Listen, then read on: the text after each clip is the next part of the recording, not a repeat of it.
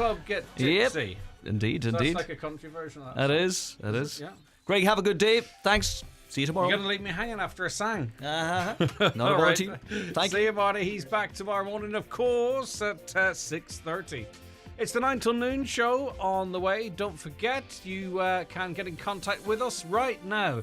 You know the usual numbers, but first, let's go over to Donna Marie Doherty for a news update at 9 o'clock. Hi, Donna Marie. Thanks, Greg. Good morning. A HSE internal audit has found that half of ambulances observed at Letterkenny University Hospital, Mercy University Hospital and Sligo University Hospital failed to reset inside 20 minutes. An Irish Independent reports that the turnaround times were examined over a 4-hour period at the 3 emergency departments. The reason for the handover delays were due to ED demand and the lack of available chairs, beds or trolleys to place patients on while they waited for care. An event for farmers to discuss sustainability is being hosted by AIB in Ballybuffet this evening. It will see a panel discussion with 5 industry experts talking about issues such as the Nitrate Directive, cost efficiency of solar panels and the Signpost programme. The event, which is free of charge, gets underway in the Villa Rose Hotel at 8 o'clock. Agri advisor with AIB, Pat Butterley, says he thinks all farmers will benefit from the night ahead. We have a couple of key local speakers in their own fields who will share with some of their insights into what agri-sustainability is all about. It's only small changes that farmers need to take, and farmers don't realise that they're already doing it and making those changes. And that's what we say the theme of tomorrow night's will be, is to provide sort of some insights into, it's not huge big changes is needed, but small changes we see over time, and there'll be some benefits for all farmers in it, I think. The Taoiseach has strongly criticised the Defence Forces after it emerged it's reviewing how many serving members have convictions for gender-based violence. It's after a 22-year-old soldier received a suspended sentence for a violent, unprovoked attack on Natasha O'Brien in Limerick. Bosses in the Defence Forces are now examining if other members were allowed to remain in the organisation after being found guilty of assault. Speaking on his way into today's cabinet meeting, Taoiseach Simon Harris expressed his anger at the developments. It's a harsh thing for me to have to say as Taoiseach, but I feel I need to say it. Would the Defence Forces be carrying out the review that they're now carrying out? Was there not so much public interest in this? There are people in the Defence Forces who clearly knew this was happening. Why did they do nothing? These are very serious questions. And as Taoiseach, I'm not satisfied in relation to this. I'm not satisfied at all. I am really angry about it because we're now seeing a flurry of activity, but that flurry of activity is only coming about because of the bravery of Natasha O'Brien. Family resource centres claim the increased cost of providing services must be met by the state. Helping higher numbers of international protection applicants, as well as a greater demand for mental health services, has increased the financial burden on many centres. They're seeking minimum core funding of €240,000 for each of their 121 centres nationwide. CEO of the Family Resource Centre National Forum, Fergal Landy, says they need help dealing with the greater workload. Either people who are in the international protection system or people who've been displaced by the war in Ukraine. So that puts a certain level of pressure on FRCs. Notwithstanding that, FRCs have been to the fore in welcoming those new communities and in implementing integration work, but often not being adequately funded to do that type of work and really doing that type of work on top of all the residual work. Looking now to weather, generally a cloudy day with outbreaks of rain and drizzle. These will die out and brighter spells will spread from the west as the day progresses. Highest temperatures of 16 to 20 degrees, cooler along the coasts. That's all for now from Highland Radio News. Back with more at 10 o'clock.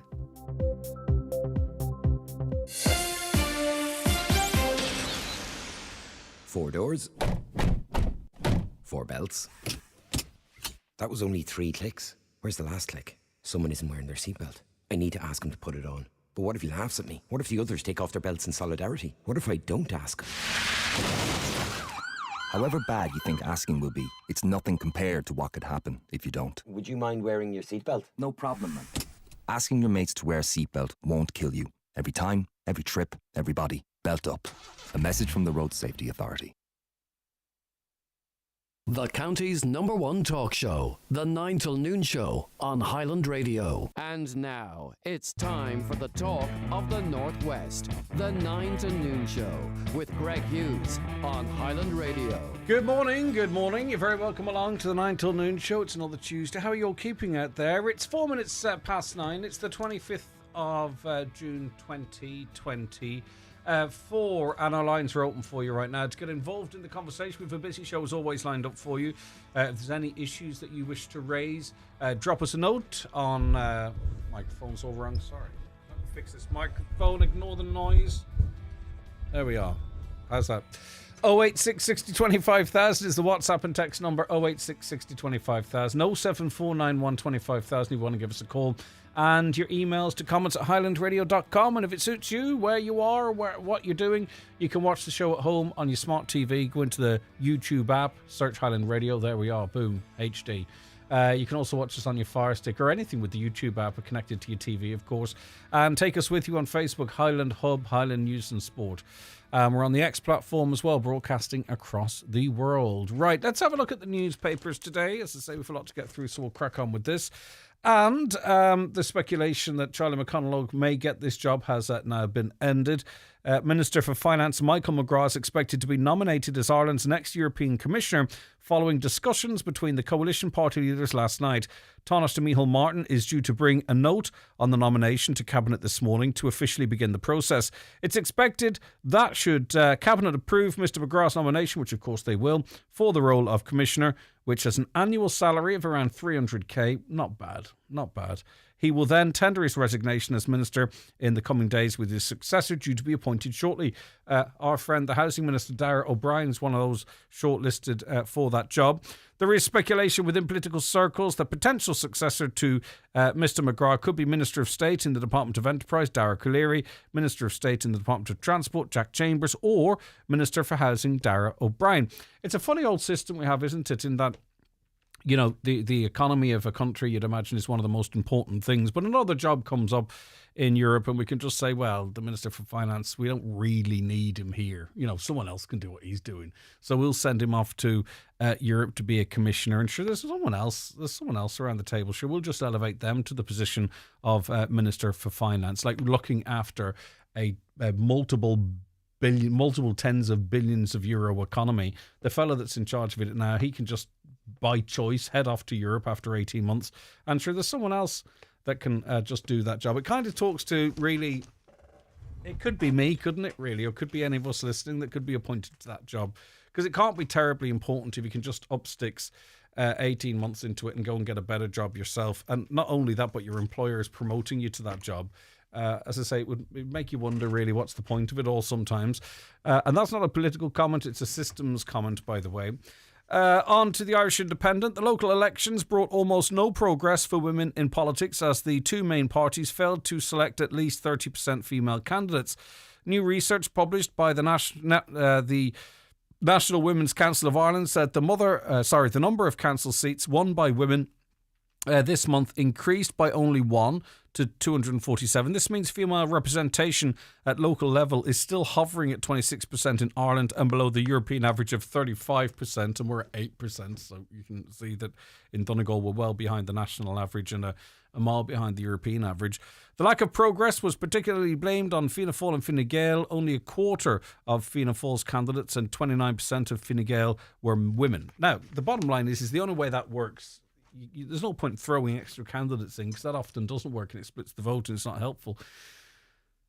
Some of the lads are going to have to step aside, really, for that to change in any significant way. I'm not saying they should. I'm saying, though, you can't just put women in if they've got no chance of being elected, or if you're splitting the vote, or they're sweepers for the well-known male candidate in a particular area. So the only real way any change like that will happen is if the parties say, right, you've had a good run at it now, lads, if you could just step aside and we're going to actually run female candidates this time. Will that ever happen? I don't know. Should that happen? I don't know either. But nothing's going to change really in any meaningful way until either these people naturally move on to something else or step down, or they're replaced at election time. The Irish Daily Mail reports of a spike in women taking cocaine. This is just one element of this report, and it depends which way you consume your cocaine. More women than ever are seeking help for cocaine addiction, with quantities of the drug available in Ireland at record levels. Over 1,300 women sought treatment to tackle their cocaine habit last year, with most aged in their early 30s. A new report published today by the Health Research Board has found. More than 1 in 5 cocaine users are now women, with the number seeking help rising by an astonishing 388% in 6 years.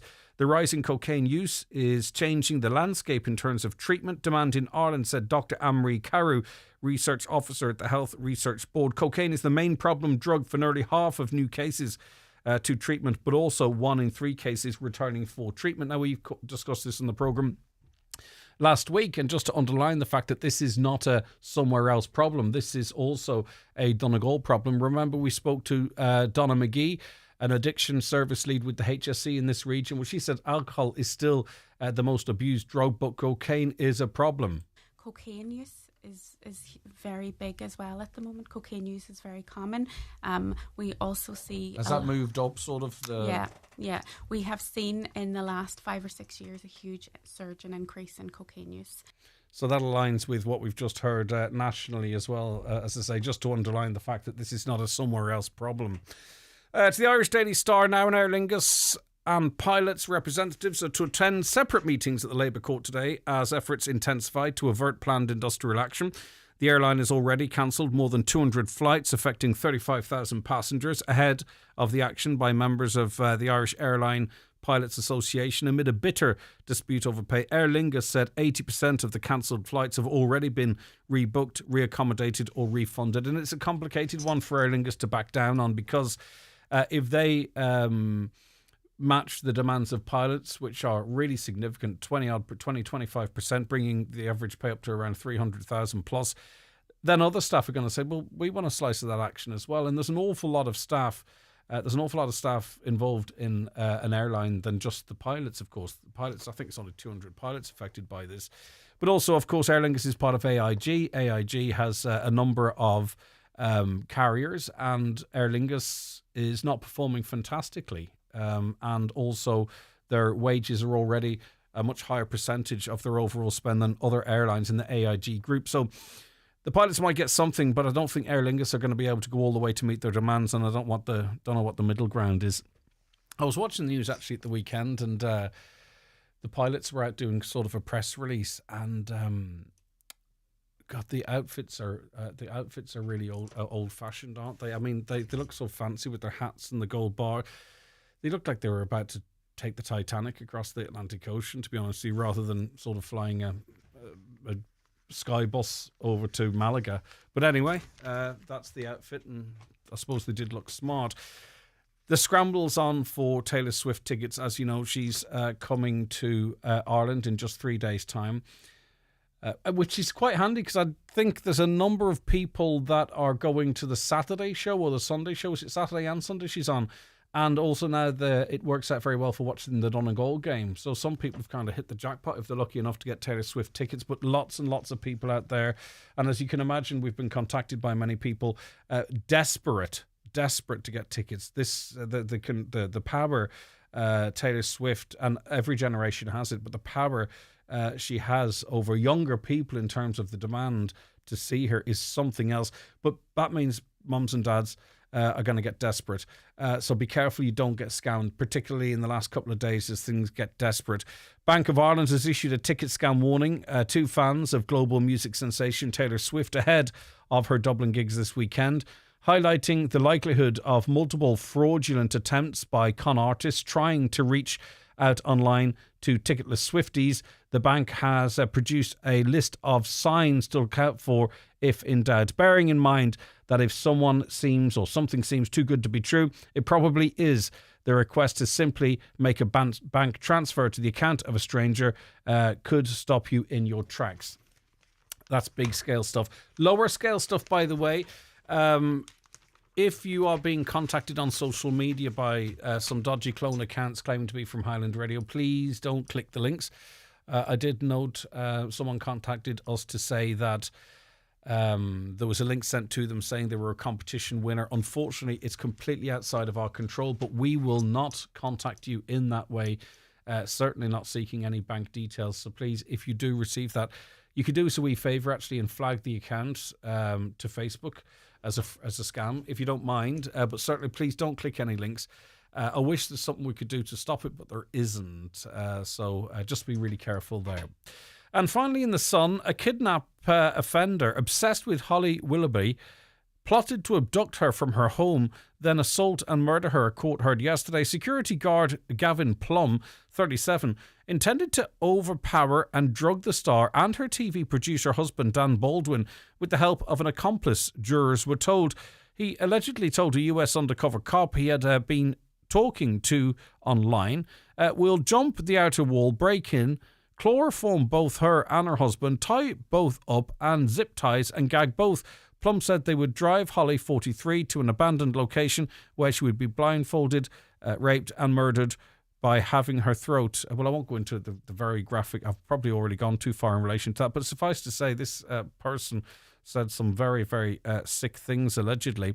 Holly waived her legal right to anonymity over charges against him of encouraging and assisting rape. So that's what was said there. And that trial is ongoing. Can you imagine being the target of something like that? It's really horrendous. Of course it's horrendous. 086 60 25,000, WhatsApps and texts to that number. Or please give us a call if you wish on 074 91 25,000. Daily newspapers are courtesy of Kelly Centra and Diner, Mountaintop Letterkenny, winner of Best Family Dining at the Highland Radio Hospitality Awards. I'm through with play. The blockbuster production of Wicked returns to the Bordgash Energy Theatre Dublin. Winner of over 100 Golden Globes and 10 Tony Awards, ranked in the West End's top 10 longest running musicals of all time, and a show that has been seen by 65 million people worldwide. Join Highland Radio Friday 9th of August as we take part in the magic. Call us today at 07491 25,000 or book your place through the outlet at highlandradio.com. Here at Kelly Cleaning Equipment, we have everything you need to clean your home, garden and business. As an official Gold Plus cashier dealer, we offer brand-leading domestic and commercial pressure washers, vacuum cleaners, floor scrubbers, steam cleaners, carpet cleaners and much more. Come and see us at Eurohouse, Killybegs Road, Donegal Town, or online at kellycleaningequipment.ie. And for a limited time only, claim up to €150 cashback when purchasing a Cashier Professional Pressure Washer. Kelly Cleaning Equipment. Choose Cashier. Hi, Paddy here at Shane Conley Cars in Donegal Town. Are you looking to upgrade your car? With Shane Conley Cars, you'll find makes and models for every budget. Great finance options, and we also accept trade-ins. Check out ShaneConleyCars.com or call in to us at Shane Conley Cars from Lonaher Road, Donegal Town. Craving a taste of bliss by the water? The Water's Edge Rathmullen. Join us from 10 a.m. to 12 p.m. daily and sample our delicious new breakfast menu. We also have a daily lunch menu from 12 p.m. Or why not sample our dinner menu from 4 p.m. Now open until 9 p.m. daily, offering casual to special occasion dining. The Water's Edge Rathmullen, where tranquility and good food come together. If you need advice on what's best for coughs or colds, or what's best for sore throats or flu, just ask at your local Brennan's Pharmacy. If you need advice on the best vitamins and tonics to put a pep in your step, just ask at your local Brennan's Pharmacy. Whether it's about backaches, headaches or tummy aches, your Brennan's Pharmacy team can help. If you need advice from someone you trust, we're here for you at your local Brennan's Pharmacy, Buncrana, Clonmany and Creeslow. There's Monster Bingo tonight and every Tuesday night at Mulroy Woods Hotel, Milford. €3,250 must go. Doors open at 7:30. Bingo starts at 8:30. That's Monster Bingo tonight at Mulroy Woods Hotel, Milford. Now, we got an email on Friday that read as follows. Dear Greg, I'd like to acknowledge my young neighbour, Keelan Dolan Friel, who bravely saved a man in Manor Cunningham yesterday, the 21st of June, from a house fire. Keelan was returning to his papa's house in Corky when he noticed the house with smoke coming from it, and on it goes. That came in from Laura. And I can say to you now that Keelan Dolan joins us on the programme. Keelan, thanks very much indeed for your time today. How's it going? I'm doing all right, Keelan. I'm doing okay. So come here. Pick up the story there. So you're in the car with your granddad, is that right? Coming from Newton on Friday. Me and my grandfather were up on Newton up in about a lunch hour, and we came on the house with it burning then. And this is a neighbour. This is Eugene's house. So you noticed smoke coming from it, did you? Me and Granda were passing, and Granda noticed the smoke suit at first, and then whenever he'd stopped the Jeep, then we'd seen the house was burning, so it was in. And how badly was the fire at this point? At this point, it was kind of smouldering, so it was bulking up gradually, like, so it was kind of getting worse as it went on, like. Right, and did you know the gentleman that lives in this house? Like, were you able to shout him by name, Keelan? I knew him. I have known him my whole life, so I have. All right, okay. So what happened next then? What did you do? Was he able to respond at that point? Well, the first I got out and I went to the door and I shouted his name, there was no response, and I had gone into the house, so I had, but I couldn't hear him or nothing. I went outside then for a bit of air, like, and when I shouted a second time and he responded to me then, and that's when I knew that he was in the house then. I had to go and get him. I went and got him then, like. So when you went in the first time, was it very smoky? I couldn't see nothing around me but smoke, so I couldn't it was just the whole place was just completely covered, so it was black smoke. Unbelievable. And were you familiar with the layout of the house, or did you just sort of try and feel your way around? I was never in the house before, just had to listen to his voice to try and find my way to him, so I did.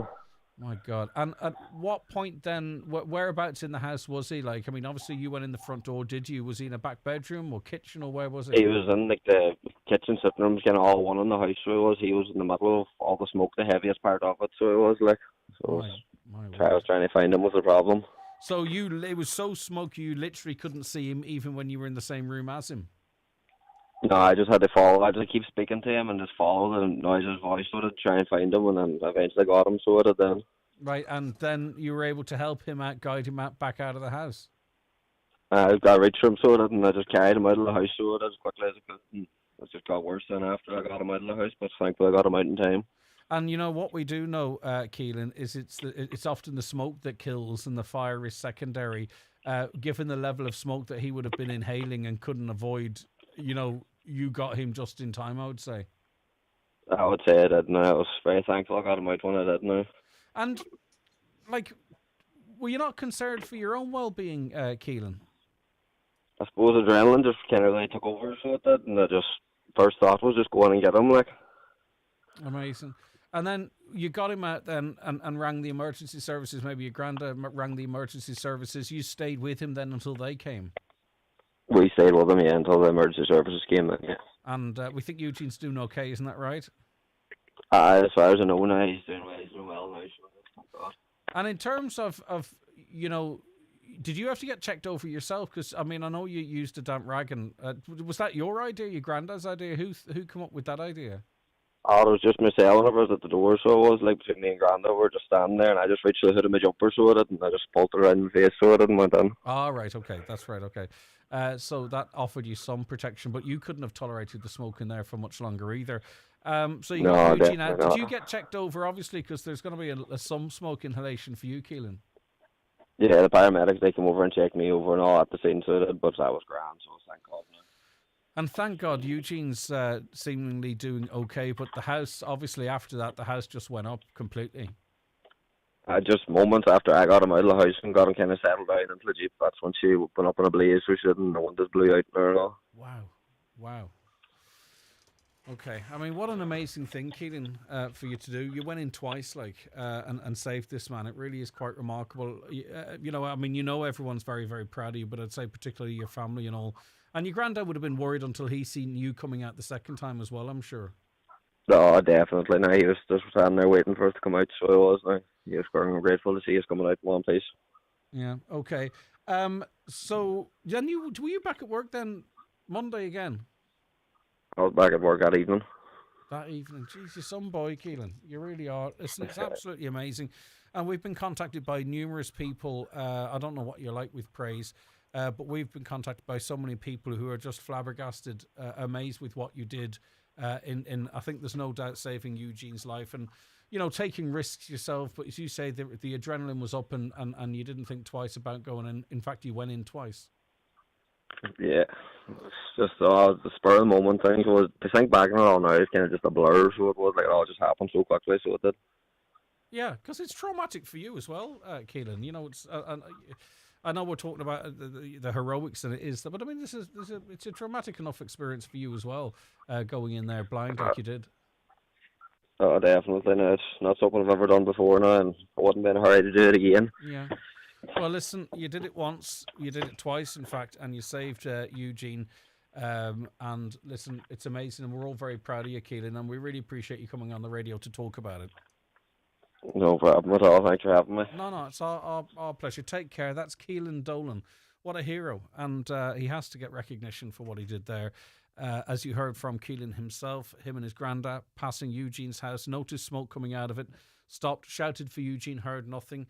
Keelan went in, come back out again, then heard Eugene shouting from the kitchen front room area, went back in, couldn't see him, had to feel around and follow Eugene's voice, carried him outside of the house, called the emergency services, and in that process, the fire really took hold, the windows blew out, and we understand Eugene's doing okay now. He's going to have to deal with the trauma, obviously, of losing his house. But he is alive, and Keelan got out alive as well, and is well back at work that evening, if you don't mind. But what a hero. Well done, Keelan. We really do appreciate that. And I think Desi's the granddad as well, who spotted the smoke to begin with. So it was a double effort from the two lads there. Brilliant stuff. McGrath's the big loser here, or is the big loss here at home, says a listener. So hopefully he has big influence in Europe. I would like to see where the fruits of any influence at all in Europe, to be honest with you. Hi, could you possibly... Sorry, where are we here? Hi, who could have possibly thought it was a good idea to start these on the Monday afternoon of rally weekend? Absolutely insane levels of traffic, not fair in residents or many of our visitors. So what is this in relation to? It must be traffic works that's happening? I don't know, because last night was another big night for the rally in certain places, I think. Hi, can you ask why a lot of dog poop bins have been removed in Buncrana, i.e. the ones at O'Doherty's, Keep the Back Shore, Ludden Beach, to name just three? Don't know, because we were talking yesterday about... the Buncrana Tidy Towns, we were talking to the Buncrana Tidy Towns, but it was about Buncrana being classed as more littered than it was previously. Dog poo was one of the issues. So this listener is saying, why have some of the bins removed? Greg, I was reading about sunglasses, which I see you were wearing at the weekend. Sunglasses make your body think it's sleep time, and your body stops producing melatonin, which protects your skin from the sun. Maybe try a peaked hat next time to block the sun. I would have not, trust me, if I'd thought I'd had sunblock and everything. I actually wasn't wearing sunglasses. That's the eyes naturally protecting themselves. In relation to Buncrana again, yes, very harsh words in this survey. I'm a walker and I know how the town is kept. It's immaculate. We're very proud of everyone, especially the Tidy Towns volunteers. I'm so upset for everyone, but we, the people of Buncrana, are proud of you all. Hear, hear. As it relates to the rally, we must give thanks to the Gardaí, who had a large presence and made sure that the rally went on safely. And I think the one thing, and this is not a criticism of previous operations around the rally, but it seemed to me that the operation this year was proactive, more proactive than reactive, and I think that really paid dividends. We were in Garton on Sunday. A man opened up his field and let everyone park for free. Shout out to you. Fair play. Good stuff indeed. Hi, Greg. Do you know if the remaining games in the championship will be on free-to-air TV? Thanks, Kevin. That came in from Kevin yesterday, and Kevin, it was only in the afternoon that it was resolved. The Saturday semi-finals are on GEA Go. The Donegal semi-final and Derry Kerry, which I think obviously the games I'm going to be more interested in, they are on free-to-air TV, RTE, effectively on Sunday. So if you can't get to the game... and it's a tough old game to get to. It's a very early start if you want to get down to Croke Park, and people really only knew yesterday evening. It's a lot to plan in a very short space of time, but there you go. Hi, Greg. Donegal has had massive money put into cycle lanes across the county, yet cyclists aren't even using them when they're available. Should the cyclists not be legally obliged to use them? Cyclists are always giving out. They're at risk.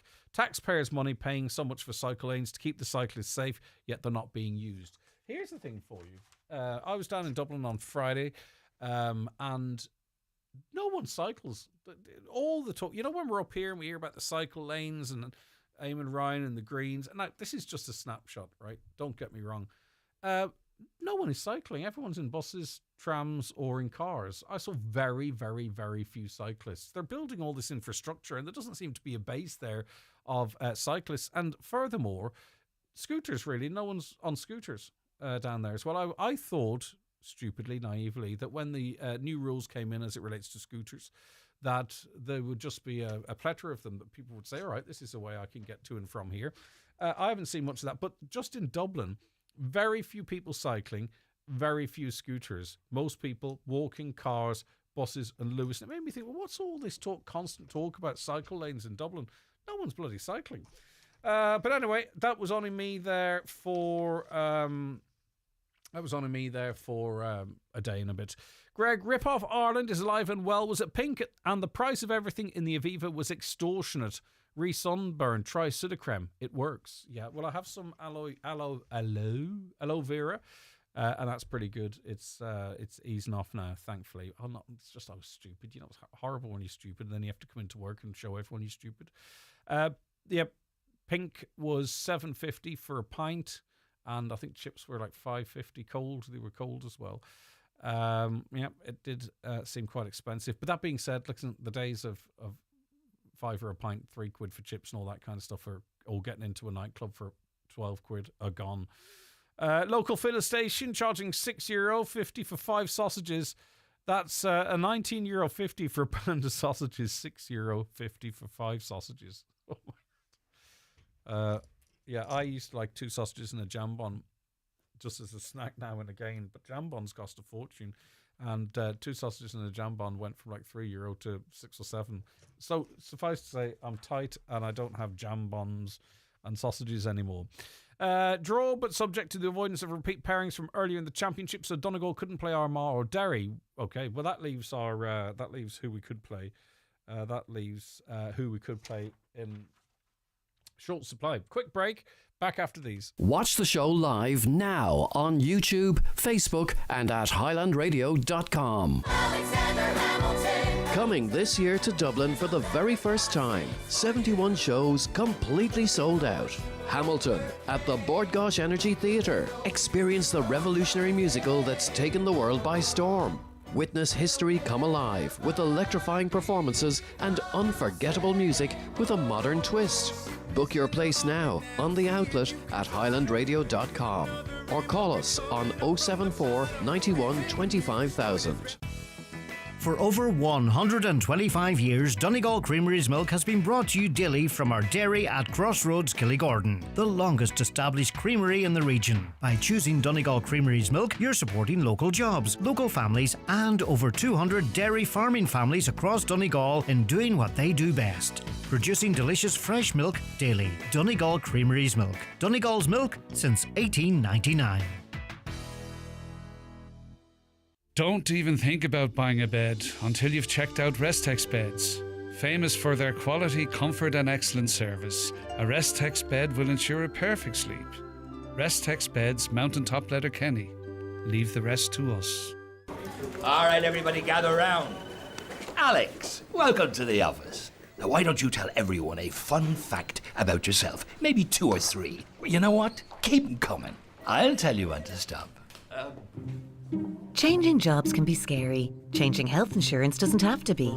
If you're worried about waiting periods or loss of coverage, we're here to help. Get the information you need on hia.ie. There's only one authority on health insurance, and it's us, the Health Insurance Authority.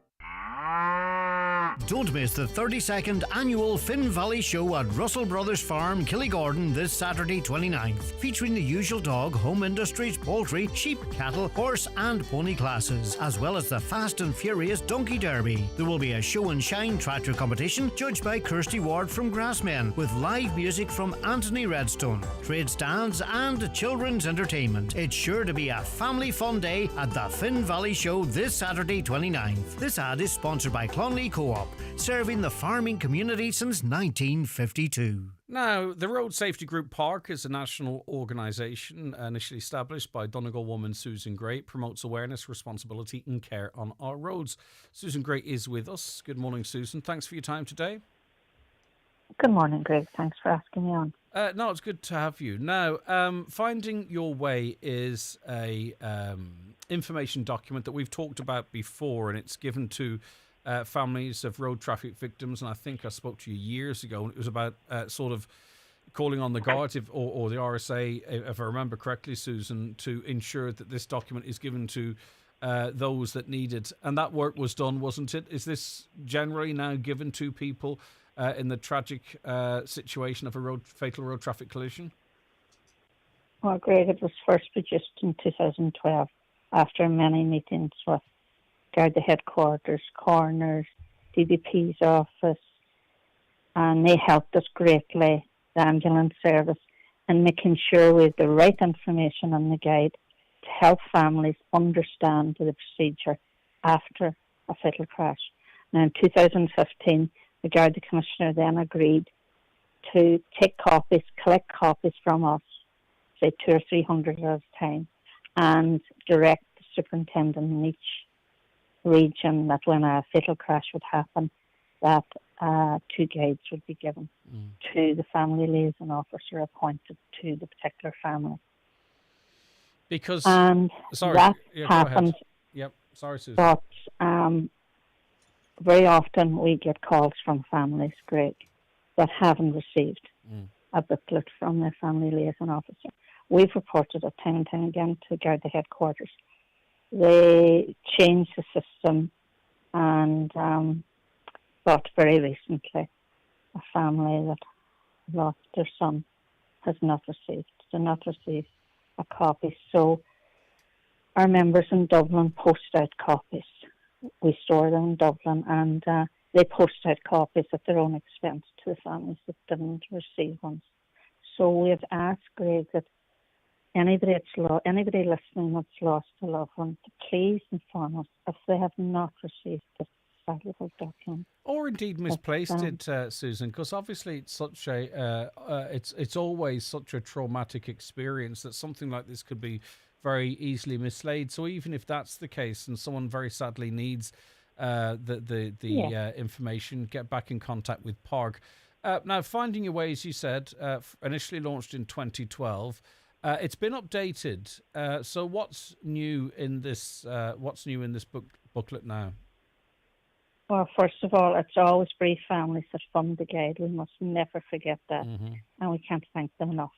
The new edition includes the new law that Minister Jack Chambers brought in last month, testing for drugs in all fatal and serious road crashes. So in 2011, after a 5-year campaign, we got mandatory testing for alcohol in all fatal crashes. Leo Varadkar brought it on at the time. And then in 2014, we reported that some people were feigning injury at the scene. And once again, Leo Varadkar brought on mandatory testing in the hospital for alcohol and drugs. So now Minister Jack Chambers has brought in mandatory alcohol and drug. Alcohol was on, but mandatory drug testing at the same. So we felt people needed to know that. And there was a few other additions that we had to put into it. And very importantly, on the inside back cover, the families that have funded the guide, the various additions over the years, we dedicated that page to them with photographs of their loved ones. And this year it's sponsored by the family of Geraldine and Louise Clancy and Dylan Killalea, Maher's family. It's in their memory as well. Yeah, Noel Clancy lost his wife and daughter in a road crash involving a normal company liner driver in December 2015. And Dylan Killalea, Maher's family, who's only 21. He lost his life in a crash last November 2023, so only 7 months ago. And our family has recently contacted us. She lost her son at the beginning of this month. It's heartbreaking. Now, they got a guide and from the family liaison officer, and they said the guards praised the guide and went and said you should read this guide. You have all the information you'll need, and keep going back to it and educating yourself.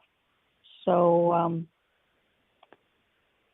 the families keep contacting us. Great. Here's a few of their comments. The Finding Your Way booklet was a great guide on what to expect following the tragic death of her mother. This to us was invaluable. That was a Meath family. Another one, the Finding Your Way booklet could never be valued. It allows us to open doors that we didn't even know were there. Waterford family. My family and I received much help from the Park Road Safety Group, and especially the Park booklet. This guide is full of useful information and contact telephone numbers. The best free booklet we ever read. Many thanks. Another one, due to shock, information wasn't being retained, so this guide helped greatly.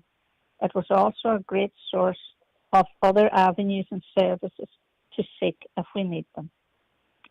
And another one, the Finding Your Way guide was a great source of information and guidance at the darkest time in our lives, Monaghan family. And the search for truth has been greatly assisted by this booklet produced by Park Road Safety Group. It's sad reading it out, but at the same time, it's great that, you know, we're empowering people. We tell them what questions to ask and what information they're entitled to, and to seek meetings with agencies. And it really does help them. So for sure. And I think really, you know what's amazing too, that those families that in their darkest times, that this booklet helped for them to actually reach out and give it that endorsement. I think that says it all, really. Susan, just remind us once again, obviously we hope that anyone who may need this booklet is given it, but if it's misplaced or if they don't receive it, is it to contact Park directly? Yeah, you can contact us through our Facebook page or Twitter, or contact myself directly on 086 377 3784. Okay. Susan, and we will get booklets out to you. Keep up the great work, all of you involved with Park. Thank you very much indeed. That's Susan Gray, founder of Park, promoting awareness, responsibility and care on our roads. Just a follow-up as it relates to our convo with Jared Porter from the Buncrana Tidy Towns. Now, the Buncrana Tidy Towns were involved, primarily focused on the Tidy Towns competition, which is separate from the Irish Business Against Litter survey. The Irish Business Against Litter, they just pick towns. You don't know when they're coming. But they only visited Buncrana once. I understood the Tidy Towns come a couple of times, and it's a little bit fairer. But they only visited Buncrana once, and it was on Friday the 19th of April at lunchtime. And they spent 2 to 3 hours in the town. So that's what the whole town is judged on, a 2 to 3 hour window on Friday the 19th of April. As I say, I'm consistent in this. I don't overplay the success through for towns and villages because of IBAL, but I can't help but wonder how useful it is if Buncrana is described as it is off the back of a 2 or 3 hour window on an afternoon on Friday the 19th of April. Do you know what I mean? It just doesn't... I just don't see the benefit of it, really. But anyway, there you go. Hi, Greg. Could you call out the violence that was carried out by the Garda to women and children attending a protest to keep their communities safe? Saying violence against women is in the highlights now. Cover it all, not just one case. I'm not familiar with the... oh, right. Maybe you are on about the interaction between Gardaí and protesters outside the accommodation down the country, is it? Yep. Listen, there isn't a hierarchy here. Any violence against anyone, but particularly women and children, has to be called out. It's unacceptable, of course. Next guest on the way on the 9 till Noon show. Ladies, discover exceptional gynecology care at Greenview Medical Centre, Letterkenny. Dr. Eliana Castaneda, an obstetrics and gynecology consultant with over 20 years of compassionate patient-centred care, offers comprehensive gynecology exams, advanced fertility treatments, pelvic floor care and aesthetic medicine. To meet with Dr. Eliana, book now on greenviewmedicalcentre.ie or call 074 920 2070. Greenview Medical Centre, Letterkenny, a new health horizon. Are you building, rebuilding or renovating? What heat pumps or solar panels would suit your build? Come along and speak to the experts, Efficient Renewables on heat pumps and solar panels. Get advice on installation and grants available. Visit the Efficient Renewables showroom in Newton Cunningham and see these products in operation for yourself. Our Donegal summer is upon us, whatever it brings. At Alcorns, it brings colour and outdoor splendour to our gardens. Beautiful baskets ready to hang, bedding and sizzling summer perennials, 3 for only €20. Or plant an enduring specimen like blue cedar or Japanese maple from Alcorns, the home of great gardens. When it comes to your business, you want to move forward, upgrade, advance, expand. Make it possible with Opel's award-winning commercial vehicle range. The new Opel Combo, Vivaro and Movano in diesel or 100% electric. And now all available with flexible payment options and a 5-year warranty. The Opel commercial vehicle range. Carriers of possibilities. Find out more about our 242 offers at Heron Auto Opel. See heronopel.ie for details. Welcome to Cherrymore Kitchens and Bedrooms in Donegal Town. Discover affordable luxury with our bespoke fitted furniture solutions. With almost 30 years of serving Ireland and the North West, we're your trusted experts. Visit us Monday to Thursday 9 a.m. till 5 p.m. with late night openings Fridays until 7. Book your free consultation today on 074 9725 822 or visit cherrymore.ie. Cherrymore Kitchens and Bedrooms, where affordability and luxury combine.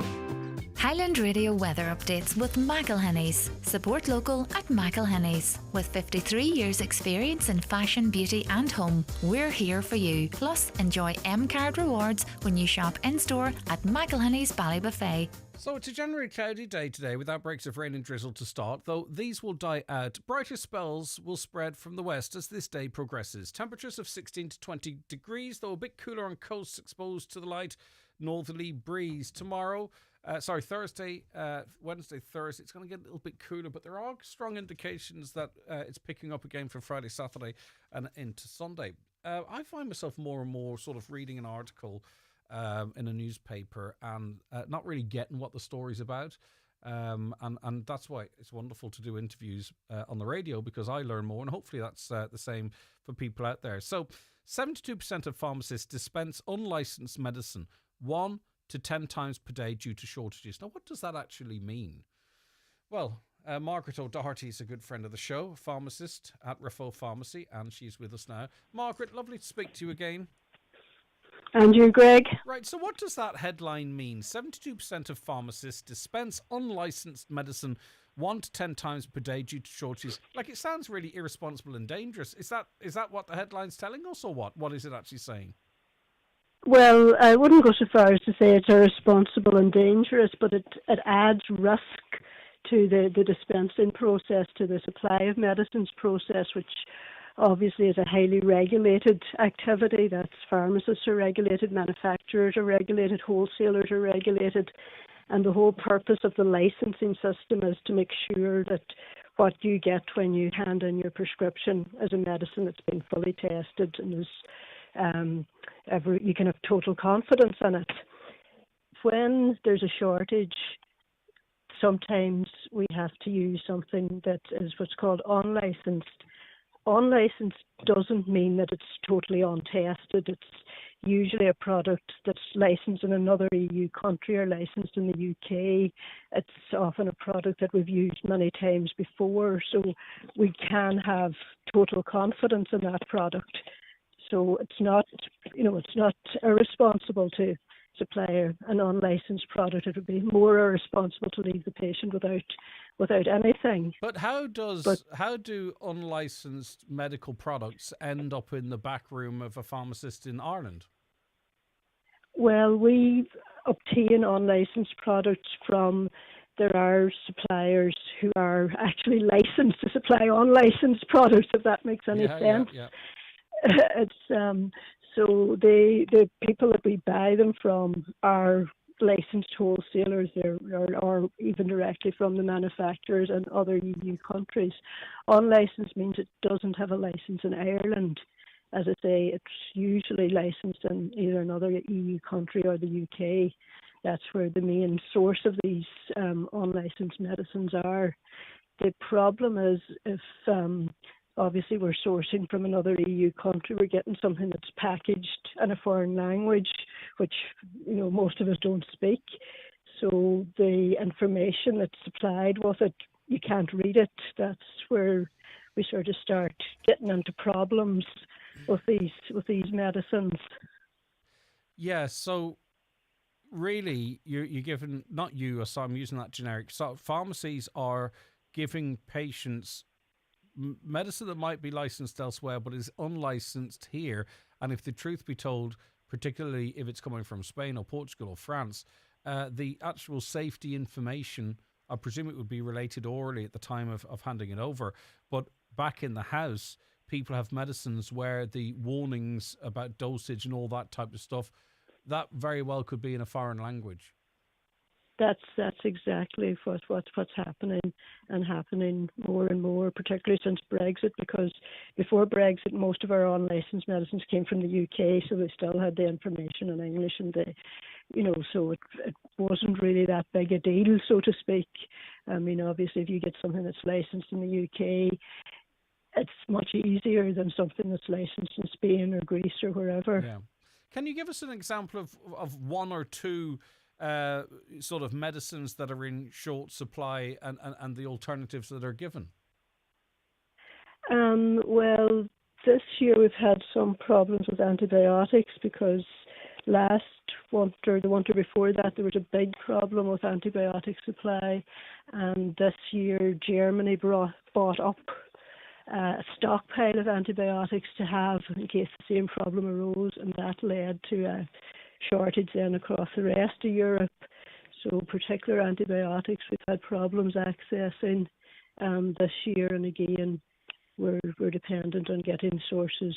Some of them were released then from the German stockpile. Just in relation to that one example, and we'd love another one, it's crazy. That's not very EU-ish, is it? That's not very sort of, we're all part of the EU team when you've got one big state buying up drugs for its members at the expense of other members. Well, it's not, and it's something that I know people, I spoke to some of the EU candidates during the election. It is something that the hope is that we would actually have an EU-wide supply system, that the licensing would be through the EU, and that, as we did with COVID vaccines, they were all bought centrally and then distributed to the member countries. So certainly something like that, but getting 26 countries to agree on something isn't always that easy. So no, especially when the most influential benefit most from the status quo. So any well, other? That's the other thing, Yeah. and I mean that's the other problem we have is, of course, because every country is trying to cut their medicines bill and to buy their medicines as cheaply as possible. There then becomes an incentive for the supplier to put it into the countries that are willing to pay more. So that has been a big factor. We've seen a lot of the older, cheaper drugs actually just going off the market. They're not available anymore. But it's not And even the just only way the we price, can get them. it's the scale too. So smaller population countries like ours, even if we overpay, we're still not going to be able to compete with Germany if we don't overpay, even if we overpay more than them, because purely in terms of the amount they're buying. Basically, we're at the end of the supply chain. Yeah. Although surprisingly, most of these medicines are actually made in Ireland because we're a major player in the pharmaceutical industry. But the medicines that are being made in Ireland are being made for export, not to supply the Irish market. So just in terms of medicines in short supply, there's at least 344 products. Now, we don't have cornflakes in short supply. We don't have electric cars in short supply. We don't have TVs in short supply, washing machines, dishwashers, anything else that anybody confuses. I can't think of any product at the moment that is in short supply. Yet medicines are life-saving medicines, life-enhancing medicines. Surely this is a manufactured shortage, is it? Is someone playing games somewhere? Because at some point, the pharmaceutical companies, if they had the will, could surely ramp up production to match demand. It's not that easy to ramp up production to match demand. You would think it might be, but because it's such a regulated process, if something goes wrong in that process, so you could have a manufacturer making a batch of tablets, hundreds of thousands of tablets, and they don't pass quality control for some reason, there's something wrong with them. That could be 6 months supply that's just gone. And then it takes several months to make the next batch, because what happens is the factory has gone on to making something else. they make their products in batches, about 3 to 6 months supply of one drug at a time. They make that, then they go on to make the next one. So the way it's done is what they call a just-in-time system. Yeah. So that they're making what they think the demand will be. But there can be spikes in demand and peaks in demand, and the system doesn't have enough resilience to cope with those peaks and troughs sort of thing. I get you. So half of pharmacists are not comfortable with dispensing so many unlicensed medicine, which I think is really quite significant. So we don't have any impact right over the supply. We know what the demand is. We are sort of, takers. We're not negotiators. So we have to wait until such time as there's medicines available to us. So as I might say, half of pharmacists not happy with the level of dispensing of unlicensed medicine. Is there anything within our control that could benefit this situation? Well, I suppose what we would like most of all is to see that when there are problems, that the supply chain will be managed so that the people most in need get them. At the minute, it's the people who shout loudest or the people who have the most clout, or you can just happen to be lucky and have stock at the time. So to actually manage, shortages are a feature of pharmaceuticals. As I say, it's a worldwide problem. It shows no sign of going away. So we have to manage the problem when if a company knows that they're going to have a problem down the line. But what about, say, for instance, if there was more thought given by GPs as to prescribing different types of drugs and not just one that is particular, sort of a bit of a nuanced approach to that, or more latitude for pharmacists to switch out drugs to manage their supplies? Would that have any material impact on sort of saving the stocks of the most in-demand drugs?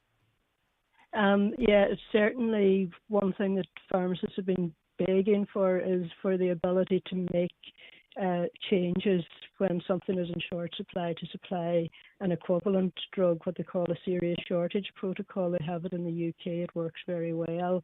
At the minute, if I don't have something, I have to send a message to the doctor to say we don't have X, can I give Y? And then, a few hours later they'll come back to me, yeah, that's fine.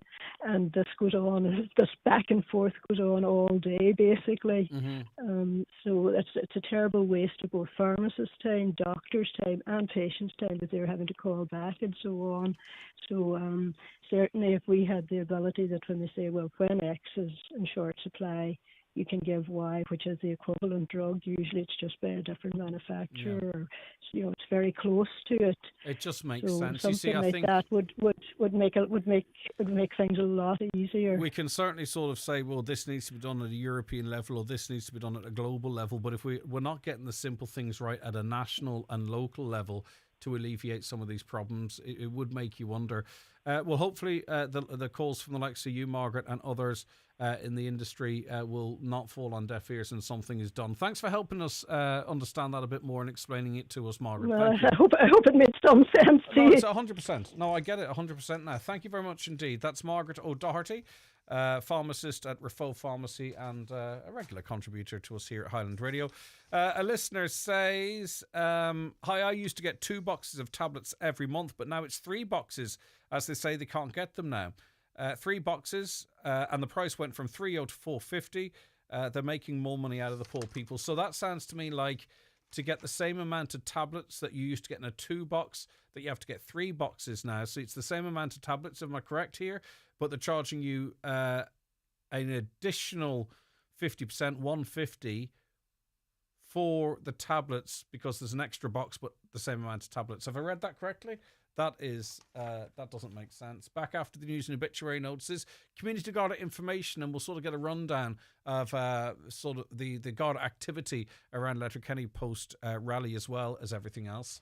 Don't know if you know Alice and Pat. Late 40s, couple of kids, been together 17 years. Never married, of course, but that's not a problem. Until something happens, and suddenly words like unmarried, inheritance, and substantial tax bill enter the equation. You never need proper estate planning. Until you do. That's why the experienced team at McElhenney and Associates are here to help. Find us online or call 074 917 5989. McElhenney and Associates, Solicitors, Stranraer. Every day's an exciting adventure with the National Trust. Spend summer exploring magnificent mansions, glorious gardens, tree-lined trails and riverside rambles. Hop into the Wildlife Heptathlon at Mount Stewart or walk the plank by the River Blackwater at the Argery. Pick up pond dipping kits at Florence Court. Take aim at archery at Castle Ward or try lazy lawn games at Rowan Garden. With lots of "Can we come again?" on the way home. Search National Trust NI to find out more. National Trust, for everyone, forever. I've just had the Eclipse Cinemas experience. Wow, they truly have taken a night at the movies to a whole new level. Amazing recliner chairs, director's lounge VIP rooms, pizza and hot food served to your seat. Have a glass of wine and enjoy the film on the big screen. Try it for yourself at Eclipse Cinemas Bundoran and Lifford Strabane, where the stars shine brighter. By the way, the pizzas are amazing. You can book your seat anytime at eclipsecinemas.ie. Nutrice Intensive Lamb and Nutrice Lamb Crib Crunch lamb feeds are now on promotion at your local Homeland. Buy 10 bags, get 1 free, or get €15 off per tonne in bulk. Nutrice Intensive Lamb Feed contains intake booster for higher intakes, better thrive and faster finish. T's and C's apply. Contact your local Homeland or farm commercial specialist today. Visit nutrice.ie for full product details. If you need an eye test, look no further than Louis Walsh Opticians. Letterkenny's longest established opticians are delighted to welcome patients new and old to their state-of-the-art practice in the Courtyard Shopping Centre. Their latest technology includes a 3D OCT retinal camera which assesses the health of your eyes in minutes. Private, medical card and PRSI patients welcome. Call 91 21000 to arrange your eye test. Louis Walsh Opticians, Letterkenny. Your vision, our focus. Live, on air, online and on the Highland Radio app. This is Highland Radio News. Good morning, it's Donna Marie Doherty with the news at 10 o'clock. A young man has been hailed a hero after he went into a burning house twice to rescue an elderly man. Keelan Dolan was travelling home from lunch with his grandfather when they noticed smoke coming from the house. The 22-year-old knew who lived there and made his way to the building. After calling the man's name and hearing him from inside, Mr. Dolan ran in and brought him to safety. The emergency services were contacted. Keelan told Greg Hughes on this morning's 9 till noon show that he acted on his adrenaline. He was in the kitchen sitting room, kind of all one in the house. So he was in the middle of all the smoke, the heaviest part of it. So I was trying to find him was the problem. I just keep speaking to him and just follow the noise of his voice, so to try and find him, and then eventually got him. So it then I suppose adrenaline just kind of really took over, so it did, and I just first thought was just go in and get him. And thank God Eugene's seemingly doing okay, but the house, obviously after that, the house just went up completely. Just moments after I got him out of the house and got him kind of settled down into the Jeep, that's when she went up in a blaze, so she didn't, the windows blew out there and all. A HSE internal audit has found that half of ambulances observed at Letterkenny University Hospital, Mercy University Hospital and Sligo University Hospital failed to reset inside 20 minutes. The Irish Independent reports that turnaround times were examined over a 4-hour period and that 3 emergency departments. The reason for the handover delays were due to ED demand and the lack of available chairs, beds or trolleys to place patients on while they waited for care. Member of the Regional Health Forum, Councillor Jerry McMonigal, says a 2-pronged approach is needed to see developments made to expand the ED and ambulance provisions alike. He says he knows of people who were left waiting outside Letterkenny for hours in a serious condition. I've had friends of mine who've spent 6-7 hours in the back of an ambulance outside Letterkenny University Hospital with serious illnesses, where once they did get admitted to the emergency department, they were immediately taken to theatre and life-saving operations were carried out on them. This is how close it is getting, and we need to get real about this, and we need to invest in our emergency departments, and as I say, we need to invest in our ambulance services. The Taoiseach has strongly criticised the Defence Forces after it's emerged it's reviewing how many serving members have convictions for gender-based violence. It's after a 22-year-old soldier received a suspended sentence for a violent, unprovoked attack on Natasha O'Brien in Limerick. Bosses in the Defence Forces are now examining if other members were allowed to remain in the organisation after being found guilty of assault. Speaking on his way into today's Cabinet meeting, Taoiseach Simon Harris expressed his anger at the developments. It's a harsh thing for me to have to say as Taoiseach, but I feel I need to say it. Would the Defence Forces be carrying out the review that they're now carrying out? Was there not so much public interest in this? There are people in the Defence Forces who clearly knew this was happening. Why did they do nothing? These are very serious questions. And as Taoiseach, I'm not satisfied in relation to this. I'm not satisfied at all. I am really angry about it because we're now seeing a flurry of activity. But that flurry of activity is only coming about because of the bravery of Natasha O'Brien. Well, a Dáil protest in support of Natasha takes place at 6 o'clock this evening. She says politicians need to act. Do your job and stop forcing us to speak up for you and tell you to do your job. You have been elected. You are in the position to make this change. We shouldn't be expected to be looking out for each other. You should be doing it. It's your job. It's your duty. So do it.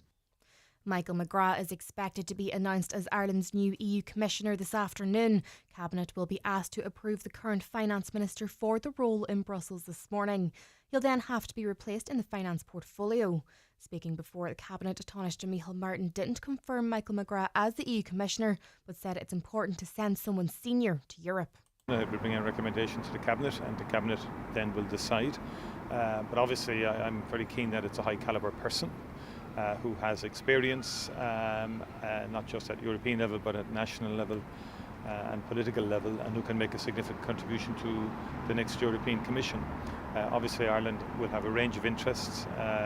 The economic area would be one. Generally cloudy today with outbreaks of rain and drizzle. These will die out and brighter spells will spread from the west as the day progresses. Highest temperatures of 16 to 20 degrees. That's all for now from Highland Radio News. Back with headlines at 11.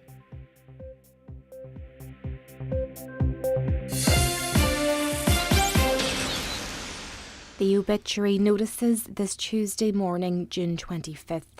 The death has occurred of Mary Martin Nee Ward, Clohan Beg Clohan, reposing at her home from 11 a.m. this morning.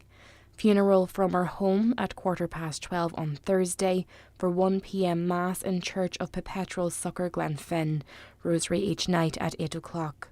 Family time from 10 p.m. to 11 a.m. House strictly private to the family on the morning of the funeral. No flowers at the request of the deceased. Donations in lieu to Vision Ireland and the Donegal Hospice, care of Marley Funeral Directors or any family member. The death has occurred of Thomas Kern, Kirkstown, Letterkenny. Remains reposing at his late residence today from 12 noon until 9 p.m. Funeral Mass tomorrow morning at 11 a.m. in St Eunan's Cathedral, Letterkenny, with burial afterwards in Conwell Cemetery. Funeral Mass can be viewed at steunan'scathedral.ie. Family time on the morning of the funeral, please. Family flowers only, with donations in lieu of the Donegal Hospice, care of any family member or Con McDade Funeral Directors. The death has taken place of Mary McBride Clontala Downings. Her remains are reposing at her late residence. Funeral from there tomorrow, going to the Church of St John the Baptist, Carrickart, for Requiem Mass at 1 o'clock, followed by interment in the adjoining cemetery. Family time from 10 p.m. tonight and on the morning of the funeral. The death has taken place of Cahill Charlie Carr Murlog Downings. His remains are reposing at his late residence. Funeral from there tomorrow morning, going to the Church of St John the Baptist, Carrickart, for Requiem Mass at 11 o'clock, followed by interment in the adjoining cemetery. Family time from 10 p.m. tonight and on the morning of the funeral. The death has occurred of Michael McLaughlin Drung Quigley's Point, reposing at his sister Marion McGonagall's residence in Mullinban Muff. Removal from there tomorrow morning at 10 a.m, going to St Columba's Church Drung for Requiem Mass at 11 o'clock, followed by interment in the adjoining graveyard. Requiem Mass can be viewed on MCN Media Live Drung. Family flowers only, please. Donations in lieu if desired to Nazareth House Vaughan Patients Comfort Fund, care of any family member or Murphy Funeral Directors. The death has occurred of Teresa O'Connor née McGee. Quaker celebration of life service in Ramelton Town Hall this morning at 11 o'clock. Cremation at Lakelands Crematorium Cavan tomorrow at 1 p.m. Donations in lieu of flowers to the Donegal Donkey Sanctuary, care of any family member or Damien O'Doherty, Bradley O'Doherty Funeral Directors. The death has taken place in Sydney, Australia, of Martin H. Bond, formerly of Carrigan's and Dr. McGinley Road, Letterkenny. Martin's funeral will take place in Australia. Family and friends are respectfully invited to attend the funeral service, which will be held in Castlebrook Memorial Park, Rosehill on Thursday afternoon at 2 o'clock. There will be a Mass of Remembrance in St Mary's Church, Ramelton on Wednesday, July 3rd at 10 a.m. The death has taken place of Marie Wallace, 1 Gurleyville Terrace, Derry Road, Strabane, reposing at her home. Funeral leaving her home tomorrow morning at 9:25 for Requiem Mass in the Sacred Heart Church, Derry Road at 10 o'clock. Interment afterwards in the adjoining cemetery. Donations in lieu of flowers please to Macmillan Cancer Support, care of Quigley Funeral Directors. Family time please from 10 o'clock tonight. The Requiem Mass will be viewed live via the parish webcam. The death has taken place of Rosaleen Malloy née Mur Naran Portnew. Funeral Mass this morning at 11 o'clock with burial afterwards in the adjoining cemetery. The death has taken place of Marty Brennan, 12 Brackenleah, Letterkenny. Marty's remains are reposing at his late residence in 12 Brackenleah. Requiem Mass will be held at St Mary's Church, Fanavolti this morning at 11 o'clock, followed by burial in the adjoining graveyard. Family flowers only please. Donations in lieu if desired to the Donegal Hospice, care of any family member or Eamon Scott Funeral Director. For family information and more details regarding wakes and funerals, please go to highlandradio.com.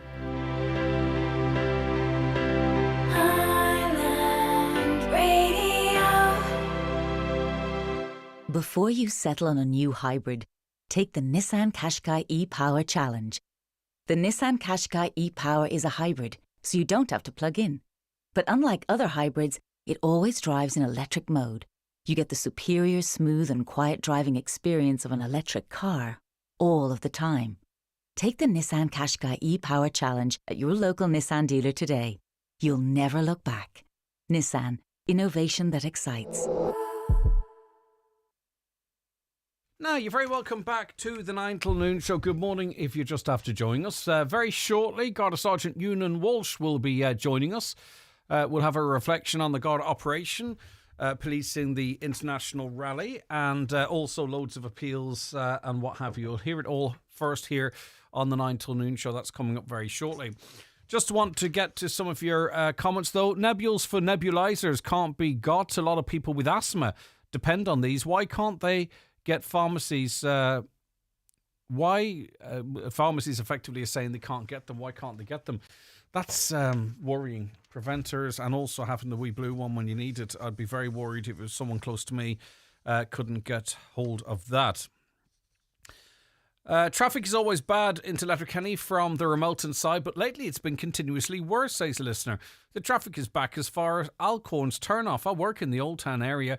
That trip would usually take 40 minutes. Now it's constantly an hour and 20 minutes. The lights have made the situation worse. There needs to be a solution to this road. I don't think the new lights are working. On Monday, I ended up having to turn and take another route. And the problem is there's not many alternatives, is there?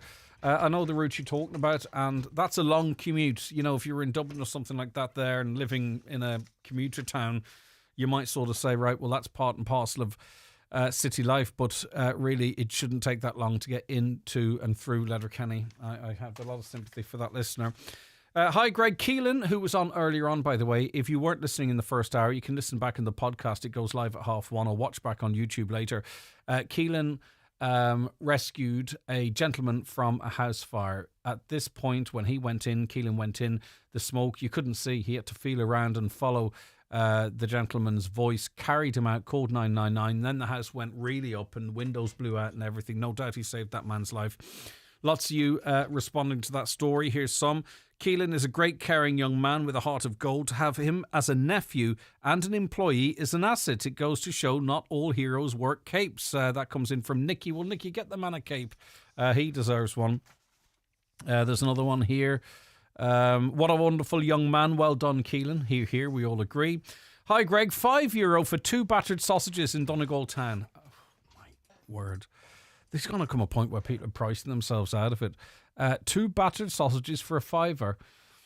And I do like a battered sausage, I ain't going to lie. It's one of those treat things, though. I couldn't eat them all the time. But I digress. You wouldn't stop in Dublin City with a bike or scooter because if you turned your head, it would be gone in a flash. That's why you didn't see many on bikes or scooters. You referred how rough Dublin is? I didn't find it rough. I don't think anywhere is that rough that you can't cycle around. And I mean, we have to not get...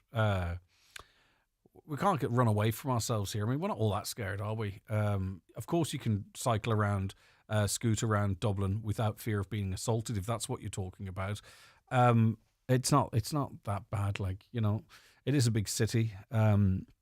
But anyway, I don't think that's the reason why people aren't scooting. If you're on about your head being gone in a flash, maybe by wing mirrors or something, yes, I certainly could understand that. But you can text back in and clarify what you meant. There was a German girl very recently attacked and raped. 9 immigrants involved at a total of 12. Where is an outrage for attack like this? The Germans are absolutely outraged. Where is the outrage in Donegal to an attack in Germany, as horrific as it is? I wouldn't anticipate that. And is this in some way sort of mitigate against the beating of this woman in the street? I'm not sure. 4 involved in the beginning, and as she was leaving, another 2 caught her. Then they called the friends who also assaulted her. Of all involved, 1 got jail time. German leaders betrayed their people. Sounds horrendous in terms of sentencing there. Hi, Greg. The media must demand that the AG's advice is published on the constitutional ramifications of the EU Migrant Pact. For the problem is that our own government and media has adopted an extremist position with regard to mass immigration. There's no position here been adopted. Try and get more information on it. We've tried. As I said before, someone suggested Michael McDowell. We can reach out to him. Maybe he might talk about it. I mean, obviously, I'm interested in the direct consequences of it. We can do a whataboutery as to how great it could be or how bad it would be. But it is there locked in as a pact. What actually does it mean for this country? I would love to get that information. And trust me, we are endeavouring to do so. Okay, we're going to take a break now. Stay with us. Garda Sergeant Ewan Walsh is going to take his seat and run through the latest appeals and information. And we'll also have figures on arrests across the weekend from County Donegal. It's time for Vision Ireland Bingo on Highland Radio. It's Tuesday the 25th of June. You're playing on the brown sheet. The reference number is S7. It's game number 26. The numbers are 6, 57, 90, 55, 10, 16, 62, 87, 46, and finally 63. Phone your claim to 9104833 before 8 tonight, leaving your name, contact number and the name of the shop where you purchased your book, and we'll call you back the next working day. Get all your Vision Ireland bingo information at highlandradio.com.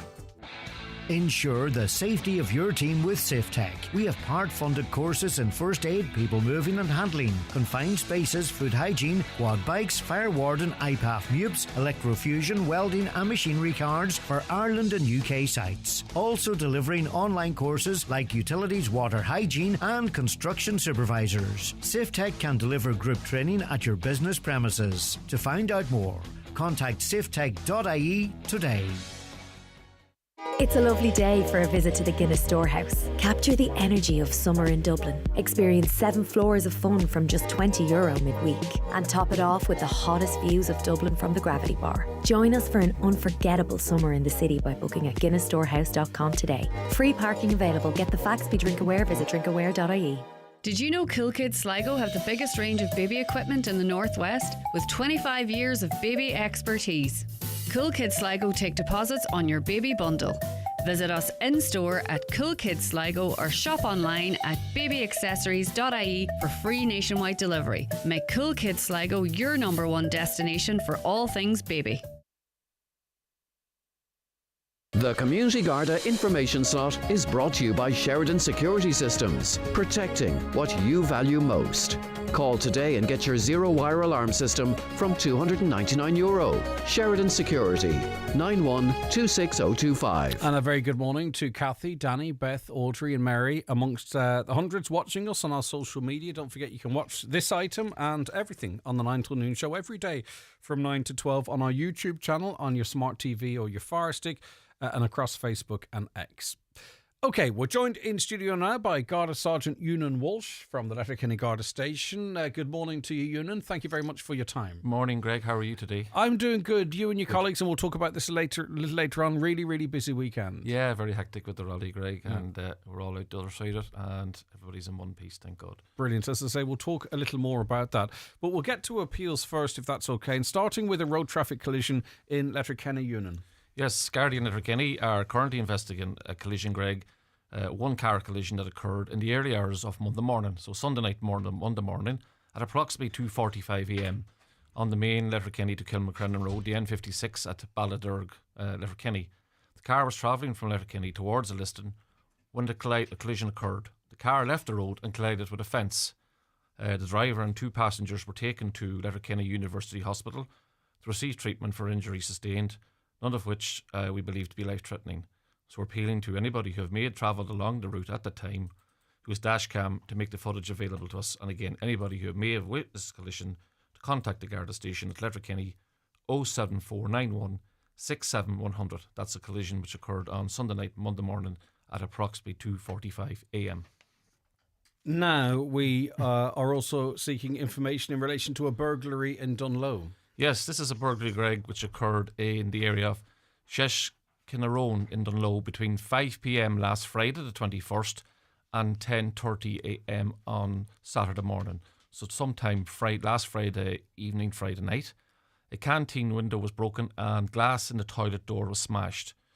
Entry was gained inside the area and the area was ransacked. Fortunately, nothing was stolen, but again, substantial damage was caused. So if anybody was in the area and observed any suspicious activity, be it people or vehicles, we asked them to make contact with us. And again, if you can assist with the matter, we're asking you to contact Milford Garda Station 07491 53060, or again the confidential line 1800 666 111. Our next appeal in relation to criminal damage in Carndonagh. Yes, this is a damage incident that occurred at Abbotswood area of Carndonagh between 8 p.m. last Thursday the 20th of June and 9 a.m. on the Friday morning, 21st. So again, sometime on Thursday evening, Friday morning. Pane of glass in the front door of a house and also pane of glass in a sitting room window were smashed between those times. So we are particularly interested in hearing from anybody who may have been in that area at the time, particularly between 3:30 a.m. and 4:30 a.m. we believe, that Friday morning.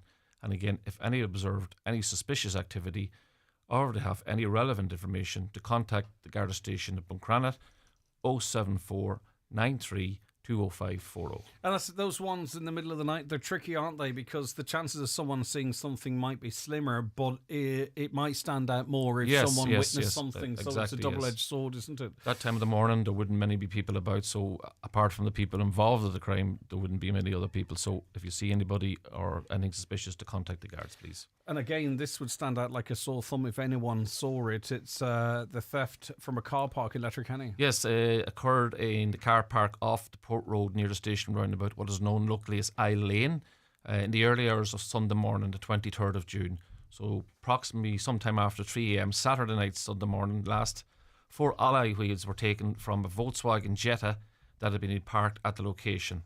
Damage was caused to the car during the removal of the alloys, and the car had been unlocked and entry was gained, but nothing was stolen from the interior.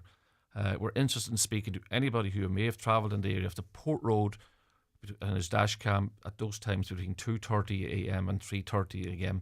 And again, anybody who may have been offered the sale of the alloys, to contact the Gardaí in Letterkenny 07491 67100, or again, Greg, the confidential line 1800 666 111. Yeah, I wanted to do the break-in looking for the safety nut remover. But anyway, either way, it's quite specific. Someone's going to put these alloys for a Jetta or similar vehicle up for sale, or they're going to put them on their own car. So someone's going to know something potentially. Home heating oil thefts, not the typical type of year that we report on these, but it happened nonetheless, Ewan. Yes, we were recently contacted by a holiday homeowner in the Marabeg area of Downings in relation to theft of home heating oil that occurred between Monday the 17th of June, 3 p.m. and 1:30 p.m. and Friday the 21st of June, 3 p.m. So sometime between last Monday afternoon and Friday afternoon, home heating oil had been delivered on the Monday the 17th. But is stolen at some stage over the course of that week, Greg. So again, anybody in the area who observed anything suspicious between the 17th and the 21st of June to contact the Gardaí at Milford, 07491 53060. Okay, let's get to some questions that come in over the course of the last week. This one reads as follows, Ewan. I went to a Donegal Garda station and no one was in. I rang a number and they told me that I needed to make an appointment. I drove to Ballyshannon to get a form signed. If no Gardaí are in the Garda station, where can we go for a chat? Yeah, you can contact your local district headquarters station, Greg, and they are open 24/7 basis in Letterkenny. Down the road here, 0749167 Ballyshannon, 07198588530. Buncrana, 07493200540. Or Milford, 07491536060.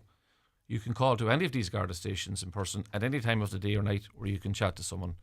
If you wish to meet a Garda at a different station, then you can contact any of the above stations, their district headquarters, and we can make arrangements for the local guard to get in touch with you. Yeah, and you see time for time, I think, on the Garda Síochána Facebook page, like I don't want to mention a Garda station, but such and such a Garda station will be open between certain times for form signing and that type of stuff. So well worth keeping an eye on that page as well. But you can also ring, as Ewan mentioned, and find out more info there. Funny, and I suppose it's not a bad thing really, but one of the biggest complaints that we got in over the course of the rally, and it's not just at the course of the rally, is very, very loud exhaust. The noise, the pop, all that kind of stuff. And a listener wants to know, what's the story with illegal exhaust? The Gardaí monitoring those regularly? Well, we do have decibel meters for reading decibel readings of exhaust, and we do carry out check at vehicles at checkpoints for legal modifications, including modifications to people's exhausts. And we can seize vehicles if they deem them to be dangerous or defective. And indeed, some of the modifications, I think Sergeant Kilcoyne was on a couple of weeks ago, some of the modifications will impact on your insurance if you don't notify your insurance policy, and therefore we can also seize the vehicles for those reasons.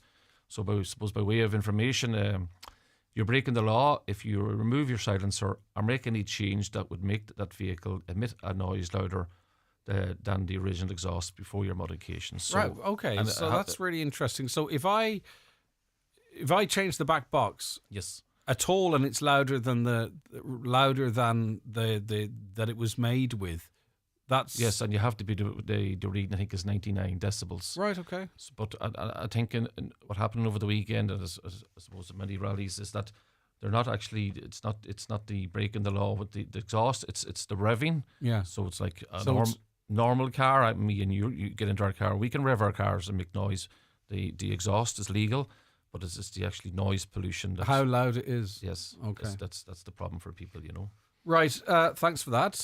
Next question. I have a disability parking badge. Can you park anywhere with it? A certain place I park in has cars with no badges in it. I wish at times I wish people would realise they shouldn't park in these spaces unless they have a badge up, minus my photo. I had a man asking me once, had I a disability? Some people have disabilities that doesn't show like mine. Some of that's a comment, but the question really is I have a disability badge for parking. Can you park anywhere with it? Yes, disabled parking permit. You can park in a designated on-street parking bay free of charge for an unlimited time unless it states otherwise. So generally, and I think in Letterkenny, all street parking spaces and local authority car parks provide parking free of charge to the permit holder. And again, there may be time restrictions in some areas. I don't believe there is in Letterkenny. So always check the signs. Private car parks may have different rules. So again, we don't get involved in private Yeah, car so parks. in other words, they set the rules. So if it's a car park for a shopping centre and they say 2-hour maximum stay and you get clamped after 2.5 hours, you would hope they wouldn't do it to someone with a disabled parking badge, but that's a civil matter. That's a matter between the owners of the shop premises or the car park and the person who owns the vehicle. And of course, discouraging people who don't have a pass to discourage people from parking in those spaces.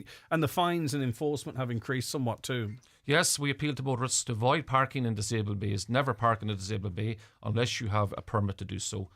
Be considerate and leave the disabled parking bays for those who are legally entitled to use them. And again, as you say, you are liable to a fine, fixed charge notice of €150. And it's something that's we discuss regularly in the station and when we're briefing our members before going on patrols and stuff, to check the disabled parking bays. Yeah, okay, good stuff. Now, a reminder that there is a recruitment drive at the moment for the Garda Reserve. Yes, the Garda Síochána is now inviting applicants from those aged 18 to 60 to join the Garda Reserves on a voluntary basis. Okay, these are voluntary members of Garda Síochána, and then for way of information, an information stand in relation to the recruitment campaign will be at the Courtyard Shopping Centre today between 1 p.m. and 3 p.m. and next Sunday between 1 p.m. and 3 p.m. So do please call along, and if you're interested in joining the reserves. And again, those interested in applying to reserves should visit www.publicjobs.ie with the closing date, the 3 p.m. on the 4th of July. So the Garda Reserves are a great asset to us, Greg.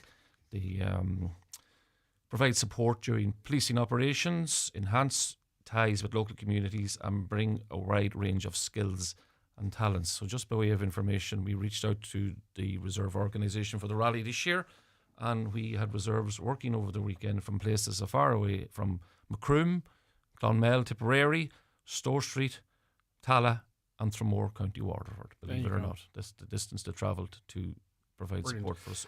And we needed the support because it was an incredible busy weekend in Donegal. Not only lots of people within the county doing lots of things, but lots of people from outside the county coming in to... there was more on than just the rally union. Yeah, it was a busy weekend throughout Donegal, showcasing our amenities, our beautiful country. 3 significant events taking place: the rally, obviously, sea sessions in Mundorn, and the Amateur Golf Open at Ballyliffin. I suppose for a breakdown of the most significant stats, over the course of the weekend there were 103 arrests in the Donegal division, Thursday to Monday, inclusive, again, 66 public order, 19 drug detections, 34 vehicles seized, 31 dangerous driving incidents, 13 drink drivers, 18 drug drivers and 13 assaults. Arrests across the division over the course of the weekend, but the most noticeable number of arrests were within Letterkenny, Greg, obviously, the centre for the rally, and it drew the bulk of the crowds, as it does every year. Now, I did comment before you were in, and it's only fair to say it whilst you're sitting here. I'm not, and I'll say exactly what I said the last time, I'm not sort of necessarily being critical of previous operations, but it really felt this year that Gardaí and those working with them were being incredibly proactive right from the get-go, in a couple of days in advance and what have you. And I think really that I think the figures tell the tale of that. Was that a conscious effort, Ewan, or was it a similar operation to previous years? I don't think we don't make an effort every year. We're improving every year. We're learning every year. Like this year, our first rally meeting was held in February. Yeah, we had a committee: Superintendent Kelly, Inspector Paul McGee, Inspector Seamus McGonigal, Roads Police Inspector, myself, a number of other road police and sergeants. And what we're doing this year more than ever is that we engage with other agencies. Always engaging with the rally, obviously, Motorsport Ireland, the Donegal County Council, the ambulance service, the fire service, and we got our heads together and we came up with numerous suggestions. But I think locally for us, the biggest thing is the number of Gardaí that we had from other divisions on temporary transfer. I saw bikes, patrol cars everywhere, and a sizable presence on the streets as well. Yes, we had up to 60 guards on temporary transfer, as I said to you, including our reserves from places like Mayo, Galway, Dundalk, Monaghan, Cavan, our public order units, 2 public order units from Dundalk and Galway. And I suppose over the weekend of Letterkenny, the weekend of the rally, I suppose I'm not a great man for stats because sometimes it gives the wrong impressions. The two people, that were 84 arrests in Letterkenny over the weekend. Excuse me, 9 drink driving, 13 drug driving, 6 dangerous driving, which is a significantly low figure for dangerous driving compared to other years, in that we didn't see the large scale diffing on public roads. And as we say locally, that's because of the yellow jackets. We say we need yellow jackets on the street, on the beat, on our bikes, walking the town. 50 of the 84 arrests, Greg, were public order incidents, and none of them were a major incident, so they're minor public order offences. So again, some bench warrants were executed. And again, we'd like to thank everybody who came to Donegal over the weekend, especially to the rally, and who complied with the law. The message is, you're welcome to our county, you're welcome to come at any time, but you must comply with the law. Obey the rules that are rules at all time. Yeah, and I mean, it's probably very clear at this stage to identify the troublemakers that are almost landing in intent on causing bother. Yes, and like every year, there is a cohort of people who arrive every year for the rally weekend with no intention of abiding by any rules, and they go out of their way to cause trouble.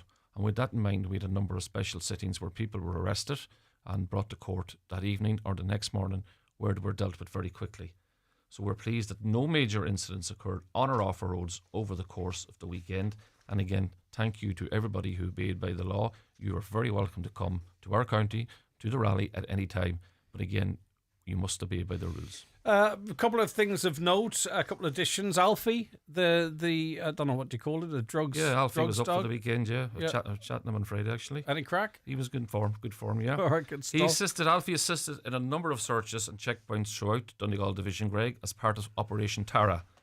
In total, controlled drugs with a market value of €16,000 and 4,000 cash were seized over the course of the weekend during a number of searches, along with how do you say it again? Where's this? Paraphernalia? Paraphernalia, yes, associate with the sale and supply of drugs. 4 males were arrested on suspicion of possession of drugs for the purpose of sale and supply, interviewed and released pending analysis of the drugs and submission of a file to the DPP. And again, of course, this is useful information, I presume, as well, because these aren't just isolated. I presume they focus that they can sort of feed into the wider Operation Tara. Yes, again, drugs don't happen just at major events. Yeah. It's an ongoing problem. And the focus of Operation Tara is to disrupt, dismantle and prosecute those involved in drug trafficking networks. And again, individuals and groups involved in drug trade will be targeted. They'll be the target of enforcement activity based on intelligence received by us.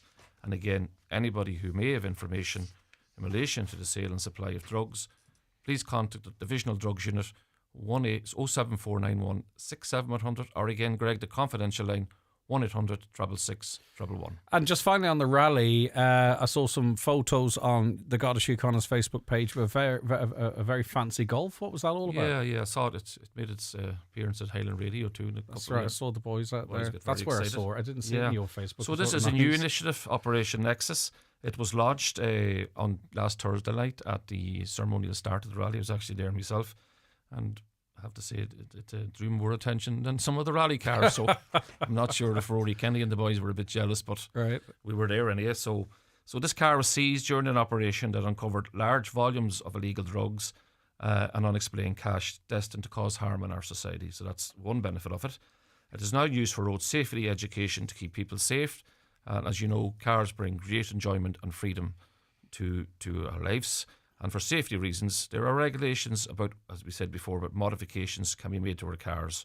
So we are opening up with car enthusiasts and particularly young male drivers. I think it's a common denominator too, because, at the end of the day, you want to be able to, I don't know, I think it was last week, Grania said, come up and say hello to us or what have you. Anything you can sort of a common talking point to build relationships and that with the younger people. So Guardian not necessarily seen as the enemy. Yes, it went down very well. It did attract a lot of attention. So we're very pleased with how it worked. Did you have a scotch? Did you? No, because of the type of vehicle, only certain people were permitted to drive it. And okay, I didn't make the cut. So all right. And listen, above all. We should be very thankful.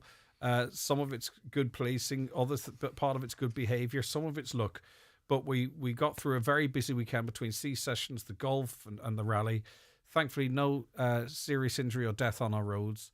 And no serious assaults or anything like that. A one-punch incident, those type of things that can happen at some of these events. So, as I say, it's through good work and effort, and there's always a wee bit of luck in there. But isn't it nice to be able to reflect back and not have to talk about any, very, very serious instances, Ewan? No, it's like we don't get everything right, Gig, and I'm happy when the people are happy, and the feedback to date is reasonably good. So, but if anybody has any complaints, anything that we may improve on for next year moving forward, please let us know, and we'll discuss that too. Thanks so much, Ewan. That's Garda Sergeant Ewan Walsh from the Letterkenny Garda Station. That was Community Garda information for this Tuesday, the 25th of June. It'll be back just after the 10 o'clock news next Tuesday. And we'll be back on this programme today after this break. When it comes to your business, you want to move forward, upgrade, advance, expand. Make it possible with Opel's award-winning commercial vehicle range. The new Opel Combo, Vivaro and Movano in diesel or 100% electric. And now all available with flexible payment options and a 5-year warranty. The Opel commercial vehicle range. Carriers of possibilities. Find out more about our 242 offers at Manor Motors Opel. See manormotors.ie for details. For the best breakfast in town, take a seat at Kelly's Diner, Mountain Top.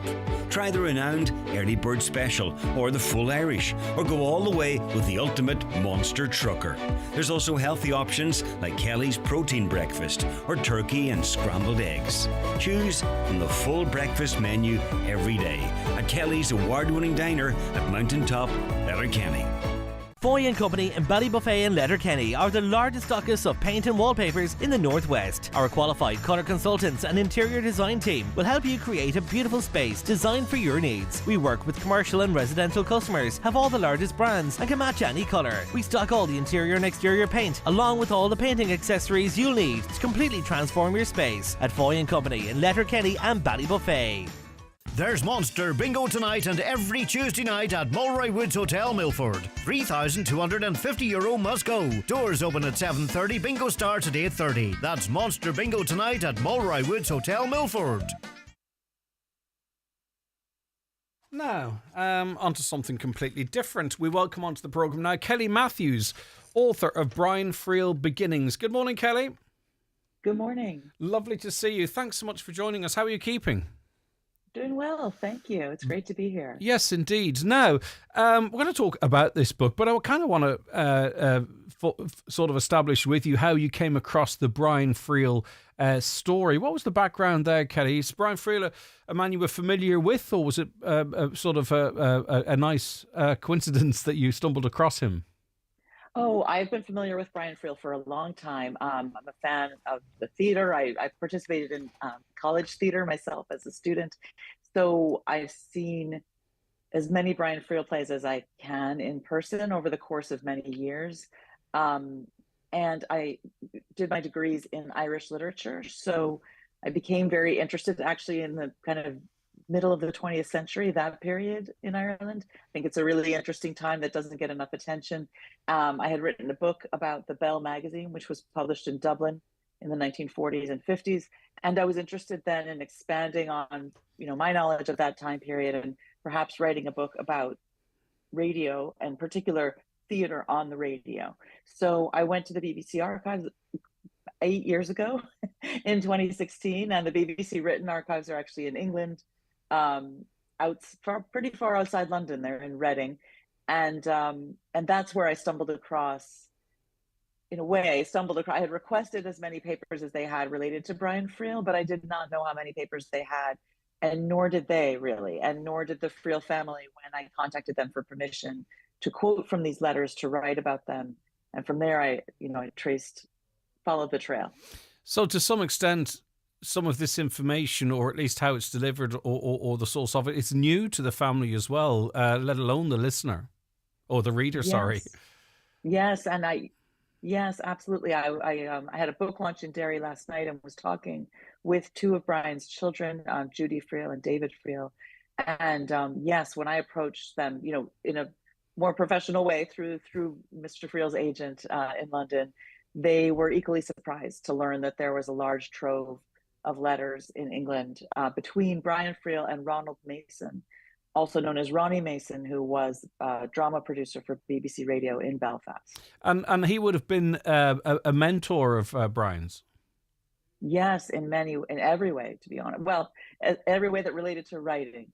The BBC was doing a lot to nurture writers of radio plays at that time. So he invited Brian to come to Belfast and reimbursed his train fare. They spent a couple of hours over lunch talking. They were both around the same age, which I believe is how they first hit it off. They came from actually very different backgrounds. Ronald Mason was from Ballymena and was a classmate of Ian Paisley's. So you can imagine very different background to Brian Friel's.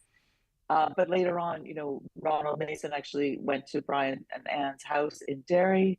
That happened multiple times. They visited each other back and forth over many years. And in all of those visits, Brian Friel and Ronald Mason would spend hours reworking the scripts of Brian's first plays, which were 2 plays that he wrote for the radio.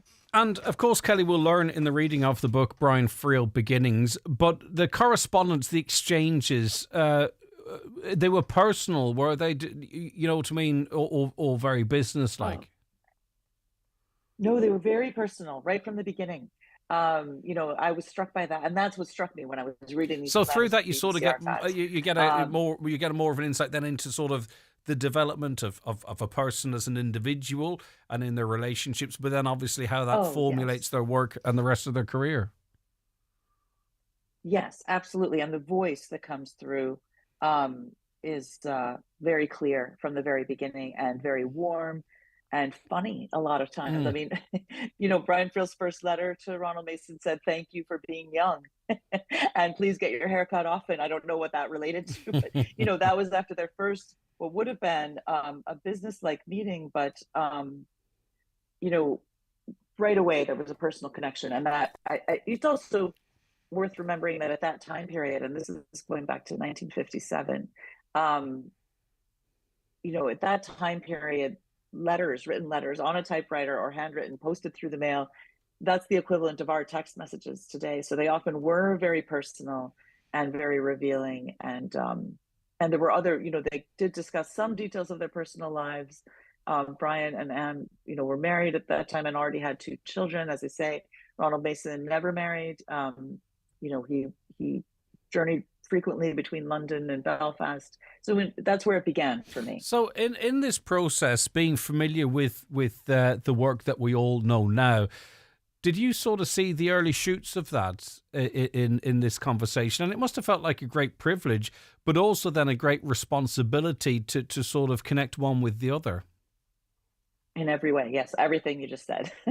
I absolutely saw the beginnings and the preoccupations, from the very beginning, a focus on, for example, relationships between fathers and sons, a focus on the dichotomy between the way, kind of the face we present to the public, face that the world sees, and then our private lives at home, kind of who's he when he's at home. Brian's first radio plays were about that same dichotomy that then was explored in Philadelphia, Here I Come. The fathers and sons relationship was later explored in translations. And of course, Dancing at Lunasa, so many ways. And then there's also a real interest that Friel had from an early stage in memory versus truth. And we look at the play Faith Healer, for example, where you have 3 characters, each isolated on stage, telling 3 different versions of the same story, and we're not sure which one to believe. That's where he got to eventually, but in his early work, you can see that he was already interested in those topics. So when you started sort of, going through this material and your own, I suppose, green shoots started to flourish as to what you might do with it, when did it become clear to you, or how soon did it become clear to you that there was a full book in this material? Oh, I love that question, because that's really, I initially thought, I wasn't actually aware of how much Friel wrote for the radio. And so initially I thought, I need to add a chapter on him to my book, a chapter. And I went home back to the US. I took thousands actually of digital photographs in the BBC archives, and went home and started to try to, because they were in a file and they were somewhat orderly. I mean, what's great about the BBC, and then I later journeyed to the New Yorker archives, where they also had the same system. These are two very well-funded organizations, so they kept carbon copies of every outgoing letter, as well as every letter that came in from Friel. And that's what's enormously helpful, is to see both sides of that conversation. That's very rare, actually, in archives. So I thought, but they weren't necessarily in chronological order. There were multiple folders. Mm-hmm. There were other materials like contracts and scripts. And so as a researcher, and I trained, I published my book on the Bell magazine after writing a PhD thesis on it at Ulster University in Coleraine, where I was a student until 2009. So I had a method of working through archival material and started to type up a chart for myself, trying to put all of the letters in order. And when that chart grew to 68 pages, just a chart with 2 lines for each item I had found, each letter or script or memo, 68 pages of just a bare chronology, I thought, this is more than a chapter. I believe this needs to be a book. And that's when I took the initiative to go to. Well, that was needed to find the a remarkable move, actually, to sort of say, well, is there another untapped source here? But before we move to that, if you could sort of the Brian Friel, the person in these exchanges, the early exchanges, how would you describe his personality traits? Arrogant, confident, vulnerable, moldable. I don't know. Like, did you sort of? Could you sort of assess for us what the character that came through from these early correspondence? Yes, he was surprisingly vulnerable. Yeah. Because later, I think in life, he became known as aloof, let's say. I don't want to say arrogant, but there were certain interviews that he gave where and even his instructions to directors of his plays, he wanted his script to be unchanged. That was a confidence in his work, I suppose, absolutely. Isn't it? Yeah. And so the confidence is there from the beginning, and certainly incredible drive, incredible level of perseverance and determination, but absolute hunger for feedback. And he made lots of changes to his early plays. That's what really struck me too, is, so for example, we've been talking about Ronald Mason. Ronald Mason would go on to cut 25% of his first radio play and edit it down, pare it down. And I think actually Friel learned a lot about economy of language, kind of less is more. And that's also part of the radio format. There's a certain amount of time. Had to be a 55-minute script, not a 90-minute script. So, and I would say, Brian Friel would far prefer to write something to the 55 minutes than to have a third party try and influence the cuts.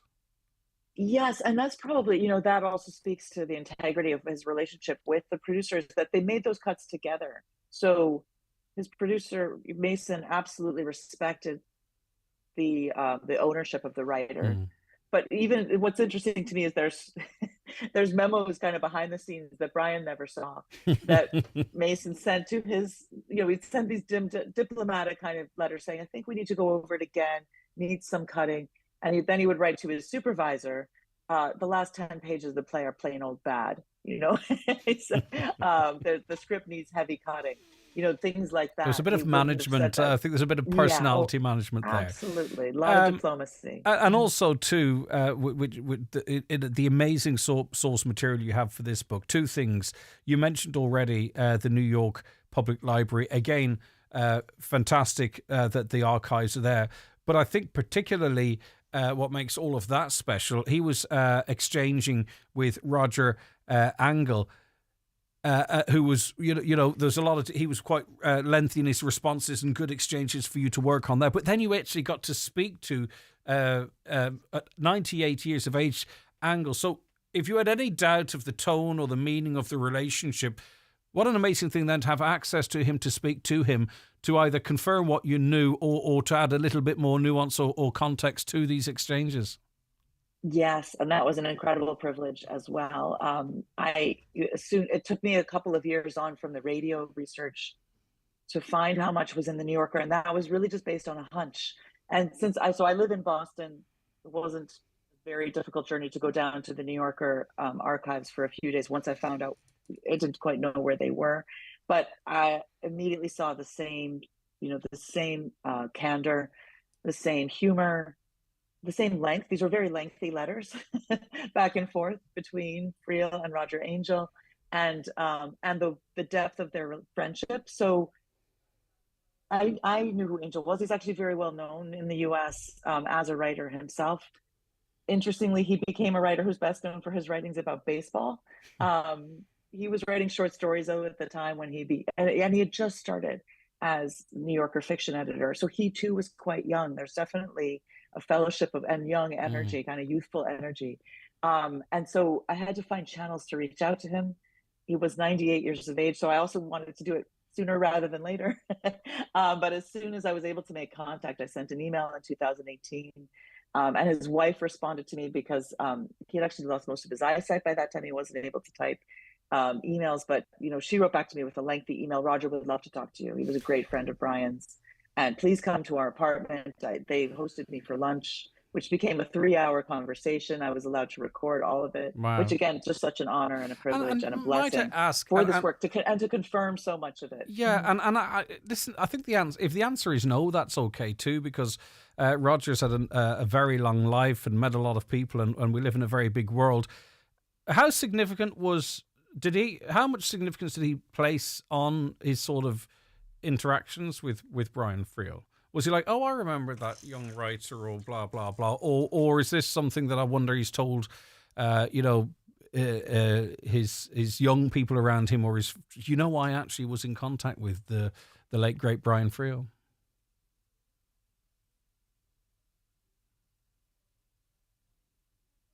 They had a lot of contact at the time, so I think it was well known for him anyway. It was certainly until about the 1970s when Friel really stopped writing short stories. There's some great letters in the New Yorker of Angell asking him, "Do you think you'll ever write another short story?" And it seems like he never published another one.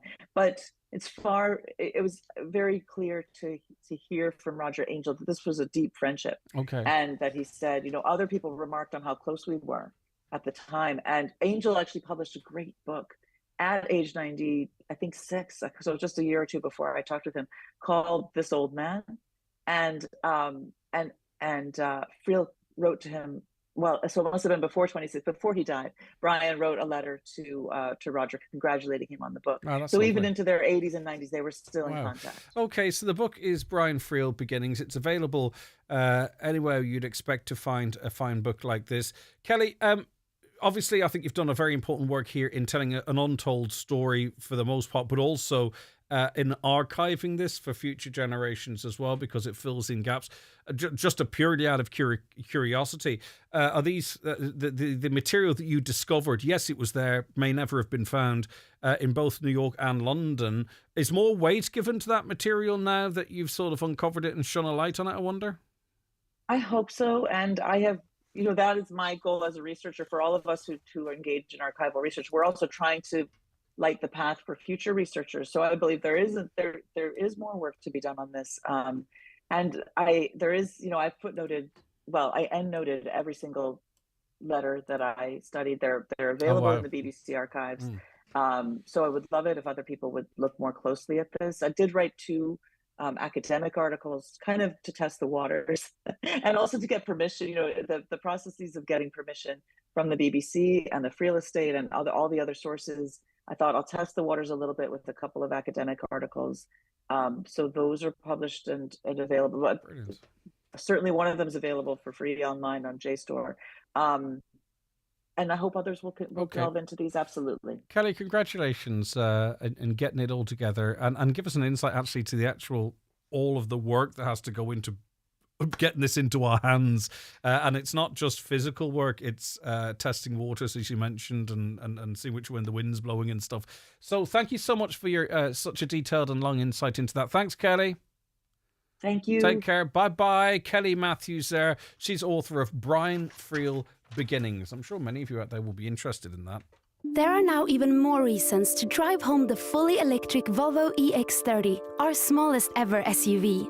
Order during our Volvo Midsummer event and your EX30 will come with €500 towards a home charger, €500 towards insurance, a 4-year service plan, and a low finance rate. Visit McKinley Motors between the 22nd and 29th of June to avail of our limited time offer.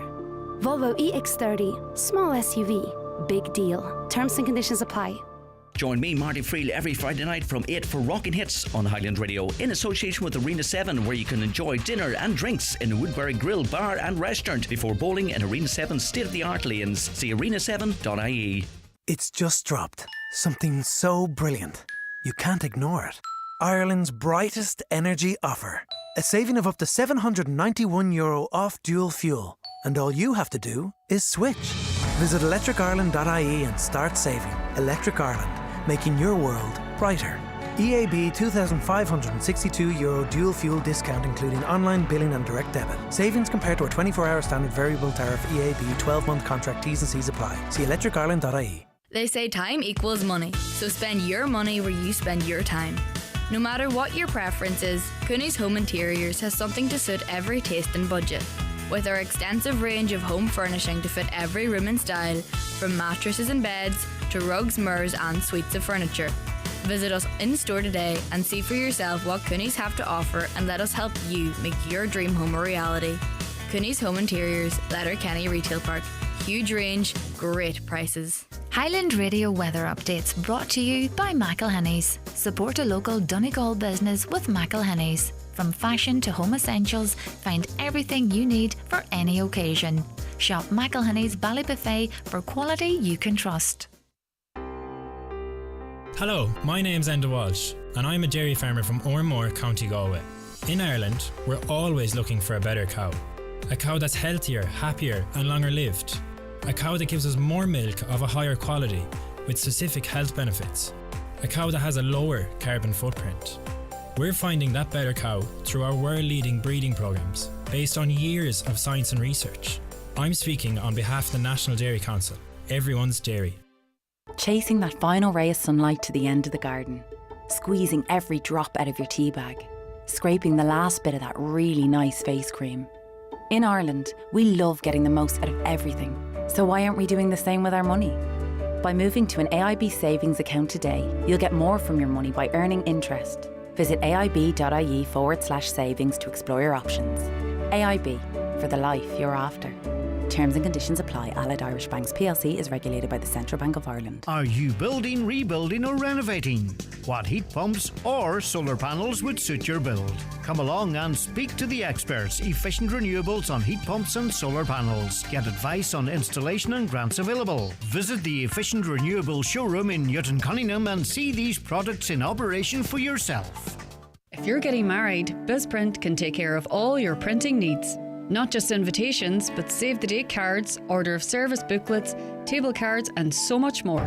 See what's available at weddinginvites.ie or call BizPrint on 9177 955.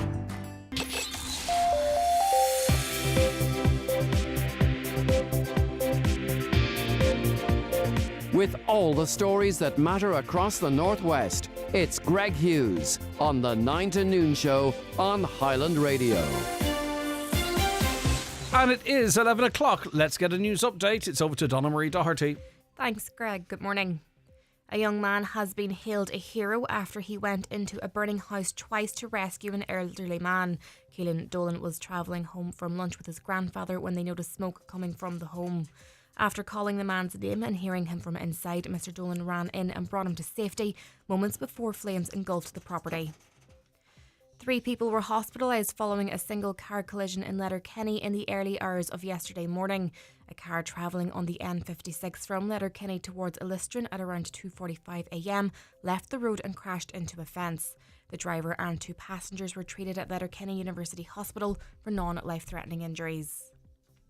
A HSE internal audit has found that half of ambulances observed at Letterkenny University Hospital, Mercy University Hospital and Sligo University Hospital failed to reset inside 20 minutes. The Irish Independent reports that turnaround times were examined over a 4-hour period at the 3 emergency departments. The reason for the handover delays were due to ED demand and the lack of available chairs, beds or trolleys to place patients on while they waited for their care. 4 alloys were stolen from a Volkswagen Jetta that was parked in a car park on Isle Lane near the station roundabout. It's reported to have happened in the early hours of Sunday morning.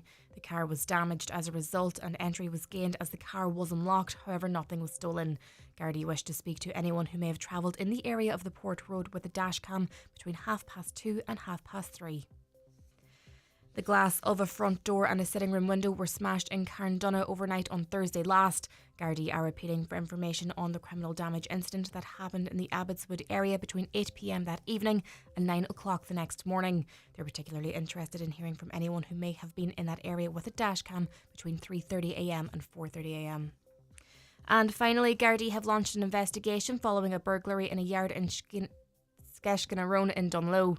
Between 5 p.m. on Friday last and 10:30 a.m. the following morning, a canteen window was broken and the glass in the toilet door was smashed. Entry was gained inside these areas, which were ransacked. However, nothing was taken. Those who were in the area and observed suspicious activity are asked to contact Gardaí in Milford. That's all for now from Highland Radio News. Back with more at 12. Thank you, Donna Marie, and we're going to be back after a really short break. 4 minutes. What can you do in 4 minutes? Badly boil an egg? Get the kids ready for nothing, really. Mom! Or make big savings on your energy bills. At Energia, you're always just a few clicks from a great deal on your electricity and gas. We're constantly reviewing our prices, so we always have a host of new offers, but you'll only find them at energia.ie. So come direct and see how much you can save. Visit energia.ie today. T's and C's apply. And we are indeed back, as I promised, after a really short break. Let's have a look at some of your comments here. Well done to Union and the Gardaí. They did a phenomenal job over the weekend. It goes to show a high appearance changes the mindsets. A Garda presence works and needs to be taken on board and implemented locally in all rural areas and small villages as well, not just for Rally Weekend. A great weekend overall, and thankfully it passed off without serious incident. Tell your guest guard that we disabled people do not park free. We have paid up front for the full year. Thank you so much, as a lot of people think it is free. Kathleen Grant. Thanks, Kathleen. In fairness to Union, he was answering the question asked by the listener. I take your point, though. A middle-aged lady from Cork was pulled over because she went in an exit as she didn't know the area. Simple mistake, no speed involved, and she was getting a fine while we all saw some of the carry-on going on. Oh, tell us more. Today is a good day for free speech. US authorities have agreed to drop their demand for Julian Assange to be extradited from the UK after reaching a plea deal with the WikiLeaks founder. Yes, indeed, he's admitted to one small charge. He is out. Now, this caller says we need to get Enoch Burke freed. Well, Enoch just has to say, I'm not going near that school, and he's out. That is all he has to say now. Whatever else he wants to pursue after that, court cases or whatever, but he walks out of jail within an hour if he says, I will not go near that school. In the last 3 weeks, a man who was convicted of rape got a suspended sentence. A man who assaulted a woman and almost killed her got a suspended sentence. A man who beat his 13-year-old daughter with a plastic pipe got a suspended sentence. This was in 3 different courts by 3 different judges. Makes you wonder how all these judges could have the same opinion on what constitutes administration of justice. The judiciary should hang their collective heads in shame. Greg, how's the sunburn going now? Is the lobster face gone? It's there, it depends. Silly boy I am. Thank you for asking. Aloe vera is the only way I can remember it is if I put on a Coronation Street accent. Seems to be the best for it. But the best thing to do is always wear, as the song says, sunscreen. Morning, Greg. Huge well done to that young man, Keelan Dolan, who ran in twice to a burning house to save the man inside. Such courage. Bless him. Mary. Indeed, Mary. And I have no doubt he'll be recognised for it, and rightly so. Yet again today, you got Sinn Féin councillor talking about the need to invest in the ED and ambulance service. Why did he not make that a priority when he was chair of the North West Regional Health Forum, sat and said nothing in his role? I presume you're referring to Jerry McMonagle. He would argue otherwise. Greg, I pay €80 every month for medicine, but last month I needed something else, and because it wasn't licensed, I had to pay €30 extra. Yes, that's right, Greg. Have to take 2 tablets a night when it used to be 1. Yes, but you're still getting the same amount of medicine, are you, I wonder? But again, I don't want to keep asking questions and making you text in constantly, but I do appreciate you getting back in touch with me again, because every day's a learning day and I learn every day here. Margaret Martin is chair of Newtown Cunningham Community Focus Group. Good morning, Margaret. Good morning, Greg. How are you? I'm doing all right. How are you keeping? I'm doing good, thanks.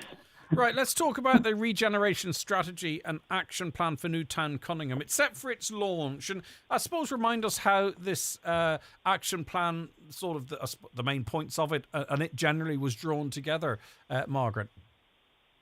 Newton Cunningham Focus Group was set up around COVID time, between ourselves and Tidy Towns, Newton Cunningham and Tidy Towns.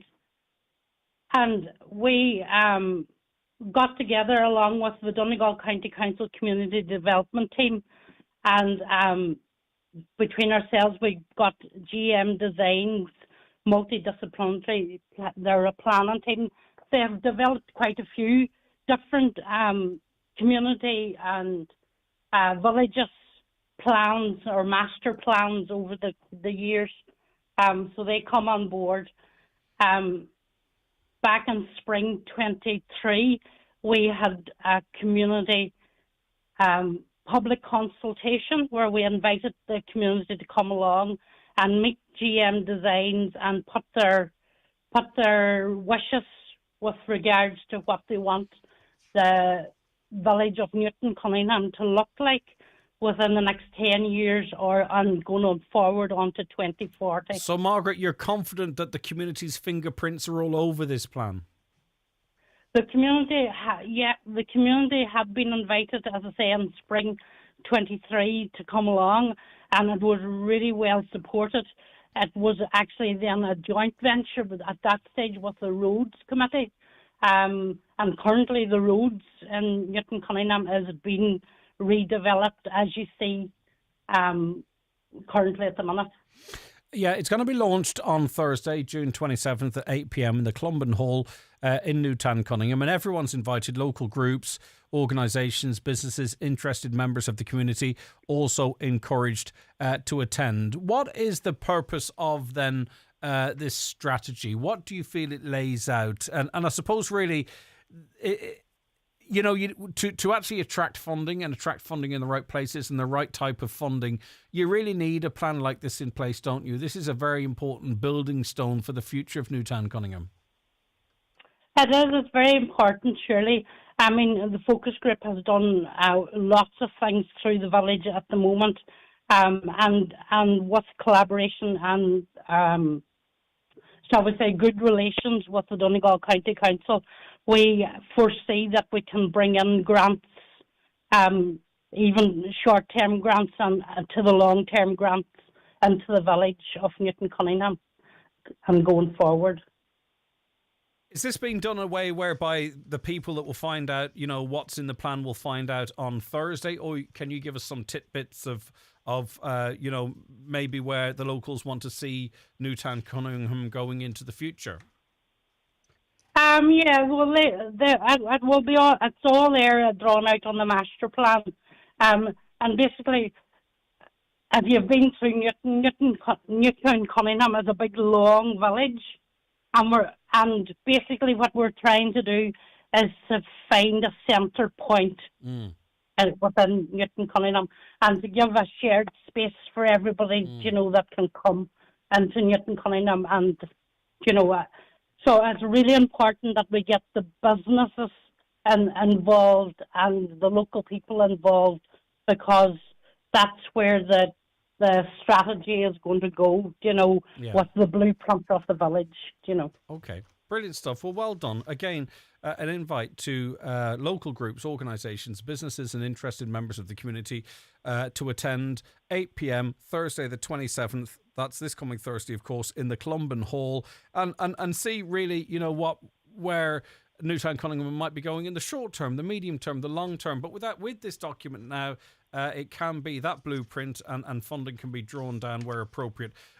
Thanks, Margaret. Really appreciate it. That's Margaret Martin, chair of Newtown Cunningham Community Focus Group. Saturday and Sunday, this coming Saturday and Sunday, is that this weekend or next weekend? If you had something come up on Sunday, so say, for instance, you wanted to take me to the football, would you say you're coming to the football next weekend, or would you say you're coming to the football this weekend? And I wonder, sorry, I'm ranting a bit here. I wonder when this weekend becomes next weekend. So on Monday, because I was talking to Shannon here on Monday, even though I was supposed to be off, but anyway, here I am, a hero. I spoke to Shannon on Monday, and she was on about next weekend, and she meant the weekend after the next weekend. It got very confusing. When is this weekend? When's next weekend in your house? Let us know. 086 60 25,000. Next weekend is the weekend after this one coming, is it? That's this weekend? I haven't a clue. Anyway, happy birthday to Liam McMonigal in Letterkenny from your godmother in Killygordon. Liam, have a great day, will you? Happy birthday to you. Michelle Doherty is in Fawn. Michelle, happy birthday to you from all of your friends. Geraldine Doherty in Burnfoot, a big happy 50th birthday from your sister, Sharon. Your favourite sister, Sharon. Geraldine, have a wonderful day. And also, just whilst we're on announcements, a lost ring with a turquoise blue stone in it. Blue stones, in fact. It's of huge sentimental value. It was lost somewhere in and around the station house in Letterkenny, or in the car parks at Black Centra, or around Old Duns. This ring, the owner really, really wants it back, and it's got far more sentimental value than monetary value. We have the owner's contact details here. So if you please came across a ring with turquoise blue stones, it was lost, they believe, somewhere around the station house, Letterkenny, or in the car park at Black Centra, or around Old Duns. But listen, I suggest it could have been lost anywhere. You will know it if you found it. Find a ring, blue turquoise stones. Why don't, if you did find it, you can really make someone's day today and give them a great lift and get it back to its owner. 086 60 25,000. We'll pass you on the details. Interesting conversation with Kelly. Brian Fields spent a lot of time around Kincashla area, enjoyed fishing, meeting locals, sometimes in Iggy's bar. He was known as a humble man, but confident in his work. Sean, too, spoke to him, albeit briefly, I believe, on a former incarnation of this show. Let me see. No word on Highland about the hundreds of people trapped in their houses and tortured by official rally drivers practicing for the rally at all hours, all day and night, and blocking roads. Then you wonder why there are so many fatal collisions in Donegal, because car culture is promoted. There's word on it now because you've just told me about it. You know, like, there's not 3,000 texts in of people peed off with the rally that we've thrown in the shredder. And I'm not being smart, or I hope you don't think I'm being defensive. I personally, me, right? I wasn't in and around Letterkenny. I don't live in and around Letterkenny. The only way I can really cover stuff or get information out there is if people come to me with it and then we talk about it. There's no tone here. I simply didn't get the correspondence, and the correspondence I did get as it relates to the rally, and some along those lines, not much has to be said, was read out on the programme yesterday and is available on the podcast. The misogynistic displays on vehicles during the Donegal rally is disgusting, says a caller. In 2024, we say our women are subjected to this abuse. Do the individuals who display such have mothers, sisters themselves? Not a great advertisement for a family-friendly event, in my opinion. In previous years, I have seen some pictures of this stuff, and it's described as misogynistic displays. Is it a bit of crack? Is it revolting? Is it offensive? Give us an example of some of the stuff that was said. I probably can't read it out on the radio, but it would help us understand. That has come up in years past. I didn't hear much about it, but I didn't see any of the stickers either. But what misogynistic displays did you see? As I say, is it a bit of crack, or is it highly offensive and should be stamped out? Let us know. Again, that number for you is 08660 25,000. Right. Let us go for a quick break. The county's #1 talk show, The 9 till Noon Show on Highland Radio. Itchy eyes, running nose, wheezy, and mean hay fever is back on the attack. As pharmacists, Brennan's have a wide range of allergy remedies to come to your rescue. And we can advise you on how to lessen those hay fever attacks. So come in for a chat and we can talk through your options. In private if you like. You'll be back to enjoying summer in no time. For expert hay fever advice you can trust without the wait, we're always here for you. Just ask at your local Brennan's pharmacy.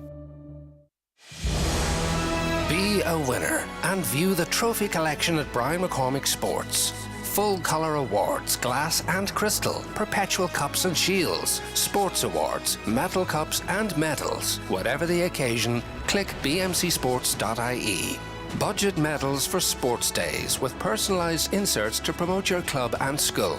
Full engraving service available at Brian McCormick Sports, Main Street, Letterkenny.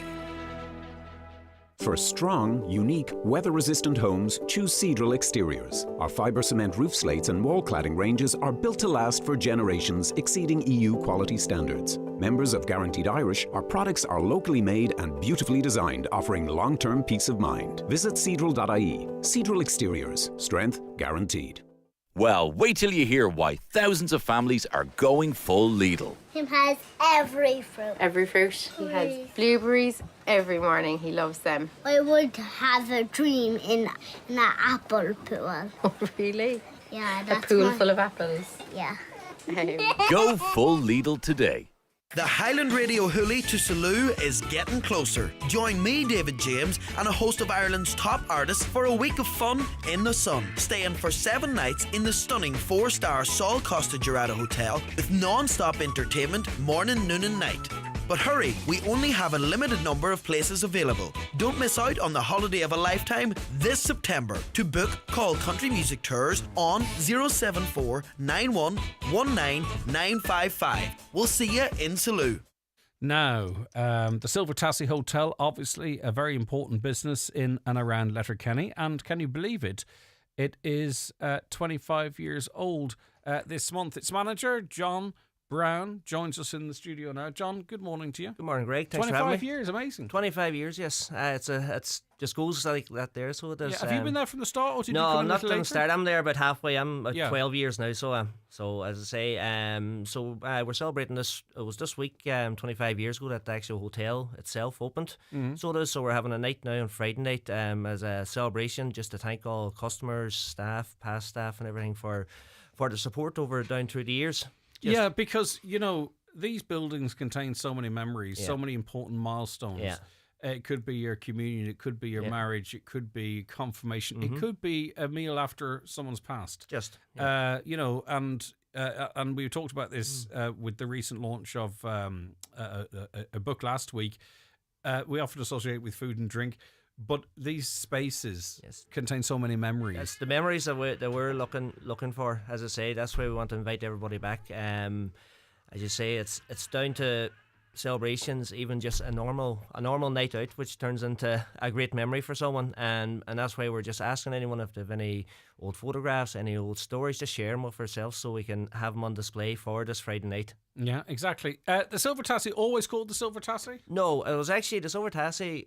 There was originally there since the late 1800s as a public house. It was then Boyce's halfway bar back then. I think the Boyce family had it up until then, the mid-1980s. I think the rugby club took it over for a while, and then Teddy Blaney bought it then, I think in the late 1980s. So he did, and he called it the Silver Tassie then. It actually came from a pub in Dublin. So it did, where I think in the 60s he first started working in bars, which is called the Silver Tassie. It's also a play by Sean O'Casey, so it is. And then when you translate it, it actually means a silver goblet. So when he bought the halfway bar, then the family renamed it the Silver Tassie after his kind of first experience of the hospitality trade. And there was a bar offering at that point. There was a bar offering at that point, yeah. And at what point then did accommodation get added on? It was a bar at that point. I think Teddy ran it himself until maybe the early 90s. Then Teddy's son, Kieran, and his wife, Rose, took it over. It was 1999 then that the first bedrooms were built on, and then, as I say, what we have now is a current public bar and lounge and restaurant that was built back then.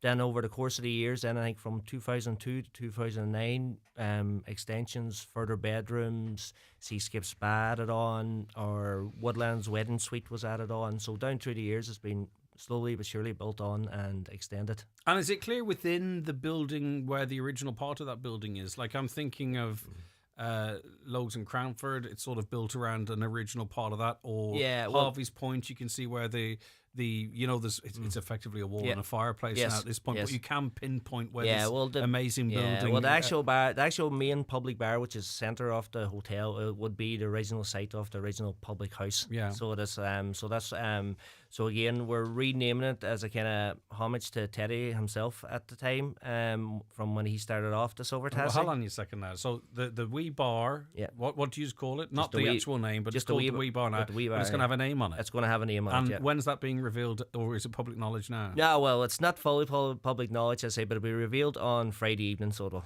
So it's named after Teddy? At the minute, it will be a homage to Teddy, yes. And how many words are in the name? Well, I'll just say 2 words. So is one of them Bar? One of them could be Bar, yes. I think I've cracked the case.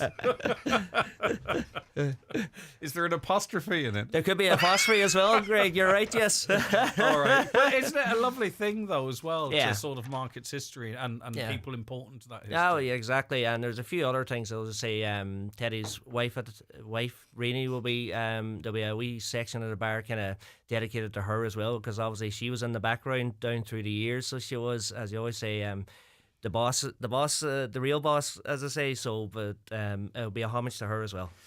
But to get it from its humble beginnings, and even its humble beginnings in its current form, to be, the award-winning facility is, like, especially if it's chosen as a wedding venue. Yes.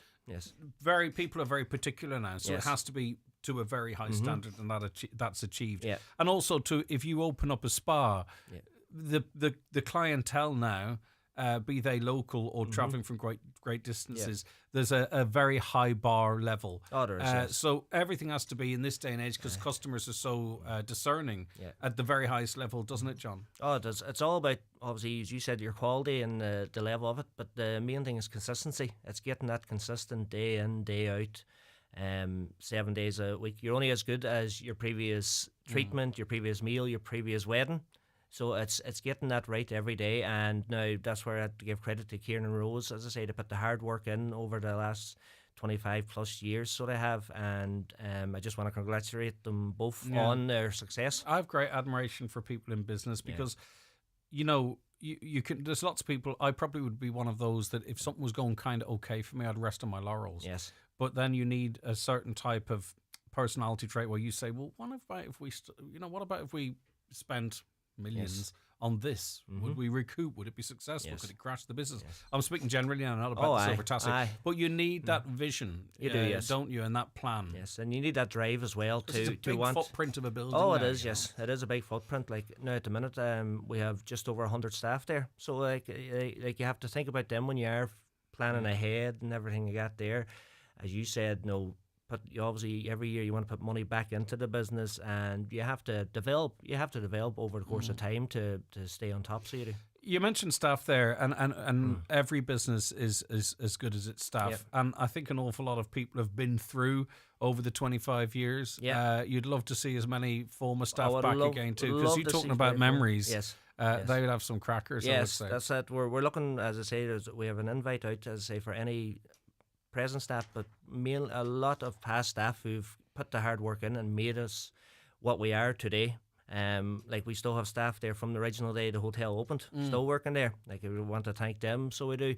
And also as the staff that have come and gone since, as I say, and we'd love them to come back and hear their memories and their stories and the crack that they had back in the day. And in terms of you as a manager, are you sort of down the old school route whereby you started there and you've worked in every area of the business, or did you come in a managerial position? No, I came in a managerial position. I worked in other premises. Not to say that you don't. No. As I say, your hands dirty, right? You do sometimes get the hands dirty. No, but as I say, I started in the hospitality trade maybe about, I think it was about 30 years ago, 25 years ago. I was washing glasses, and I just worked my way through up to where I am now. Yeah, so you did the groundwork, but just in a different premises and brought that experience. Yes. And I think you have to. I think a good manager, if you ask anyone to do something, I think if you've done it yourself, then you have a better understanding of it, don't you? Well, I feel like, as I always say, I wouldn't ask myself of any staff member anything to do anything that I wouldn't do myself, still to this day, whether it be clean a floor or wash a toilet. That's probably, if anyone who comes into Tassie knows that you don't see, for example, myself or Kieran or any of the owners in the office. They're there, sleeves rolled up, working hard. It's so important. It really is. And I don't know why it's important, but if you are a clientele, it just makes sense. And the spa's going really, really well. Very well, yeah. I've done a bit of a tour of spas. That's one of the last ones on my list, so definitely I'm going to get in there before too long. So it's a rich tapestry of offerings. And what are the plans for the future? I mean, obviously, it's a constant. It's always reinvestment. It's always reinvestment. As I say, we closed a week in January there, done a few improvements. As I say, painting all floors done, kitchen got an upgrade, so it did. So again, now we're planning ahead now for next year after the busy season stops again. What to do next? As I say, it's just constant improvement. As I say, and renovating things like that. There just. And how are things looking for the summer, generally speaking? I'm not looking for you to open up the books. Oh, no, very just good. In terms of, interest in visitors and stuff. Oh, well, very good. I'd say the last month or so, the visitor numbers, we've seen an increase, especially in midweek in accommodation, food offerings, everything out there. Fantastic. And now looking through to the summer, wedding-wise, as I say, we're well booked out. Same for accommodations, looking very good. We're just off the back of a busy weekend with Donegal Rally. Just also want to congratulate the Gardaí, Donegal Club, and a successful, brilliant weekend. So it was. Now. And are we still seeing a strong sort of internal market from a lot of the staycations and stuff? Yeah. A lot of people down from the north. Is a lot overseas, of people down from the north. A lot of people down from the north. Obviously, that would be Donegal's biggest, biggest holiday market. Also, a lot of local market, but no, I have seen a lot of foreign market in the last 6 to 7 weeks now coming, which is nice to see now, because there for a while it kind of had quieted down, obviously during lockdowns and everything out there. But it's nice to see them starting to come back, and I think bouncing back maybe quicker than a lot of people have anticipated. Above, not necessarily us, but people who claim to know. All right, brilliant stuff. So the Silver Tassie, it's 25 years. We've almost unveiled the name of the new bar. But Don't give it away now. No, but go along and enjoy the celebrations and bring your memories with us. So when are the celebrations again? Friday night from 8:30 onwards. So there'll be late food and refreshments for everyone, live music and all, and obviously there might be a few old photographs of certain people up and about as well. Some might be more keen to see them out than others. Yes, exactly. All right, brilliant stuff. Well done to you, John, Kieran and Rose and the team. I think any time a business, especially that has grown so much, marks 25 years, it's a remarkable achievement. Oh, it is, yes. And our local businesses, it's not just the Silver Tassie, but it contributes so much in terms of employment and supporting in the community as well, too. Exactly. Which is also very important, I know, to the team there. But for now, John Brown, manager of the Silver Tassie Hotel, enjoy the celebrations. Thank you very much, Greg. Watch the show live now on YouTube, Facebook and at highlandradio.com. Did you know that low mood, feeling anxious, trouble sleeping and stress are all part of our mental health? Signs that can be harder to recognise in yourself. For personalised advice that can help, use the My Mental Health Plan tool at yourmentalhealth.ie from the HSE. When it comes to your business, you want to move forward, upgrade, advance, expand. Make it possible with Opel's award-winning commercial vehicle range. The new Opel Combo, Vivaro and Movano in diesel or 100% electric. And now all available with flexible payment options and a 5-year warranty. The Opel commercial vehicle range. Carriers of possibilities. Find out more about our 242 offers at Heron Auto Opel. See heronopel.ie for details. It all begins with a thump as the needle nestles into a deep valley of vinyl. Sizzle and crackle turns into fizzle and scratch, and the mesmerizing rotations pop and hiss and... Ah, the crackle of a vinyl record. Just one of the ordinary sounds rediscovered by Sean. Whatever sounds you've lost, our hearing experts could help you find them again. Book a free hearing test at Specsavers. If you know the beauty and skincare product that suits you best, you'll find them at McGee's Chemist Letterkenny. From moisturisers, cleansers and toners to day creams and night creams, McGee's have the top brands you know and love, like Lancôme, Clarins and La Roche-Posay. Also Elizabeth Arden, Vichy, Nukes and many more. All at McGee's Chemist, Main Street, Letterkenny, and online at mcgees.ie, where the best costs less. Now, the Irish Catholic bishops have issued a letter stating their opposition to legislation resulting in the introduction of assisted suicide or euthanasia or assisted dying, as some call it as well. The Bishop of Elphin is Bishop Kevin Doran, and he joins us on the programme now. Bishop, thank you so much for your time today. You're very welcome. Thanks for having me. Right, so talk to us about the context of this, the content of this letter and the points that you wish to be getting across in it.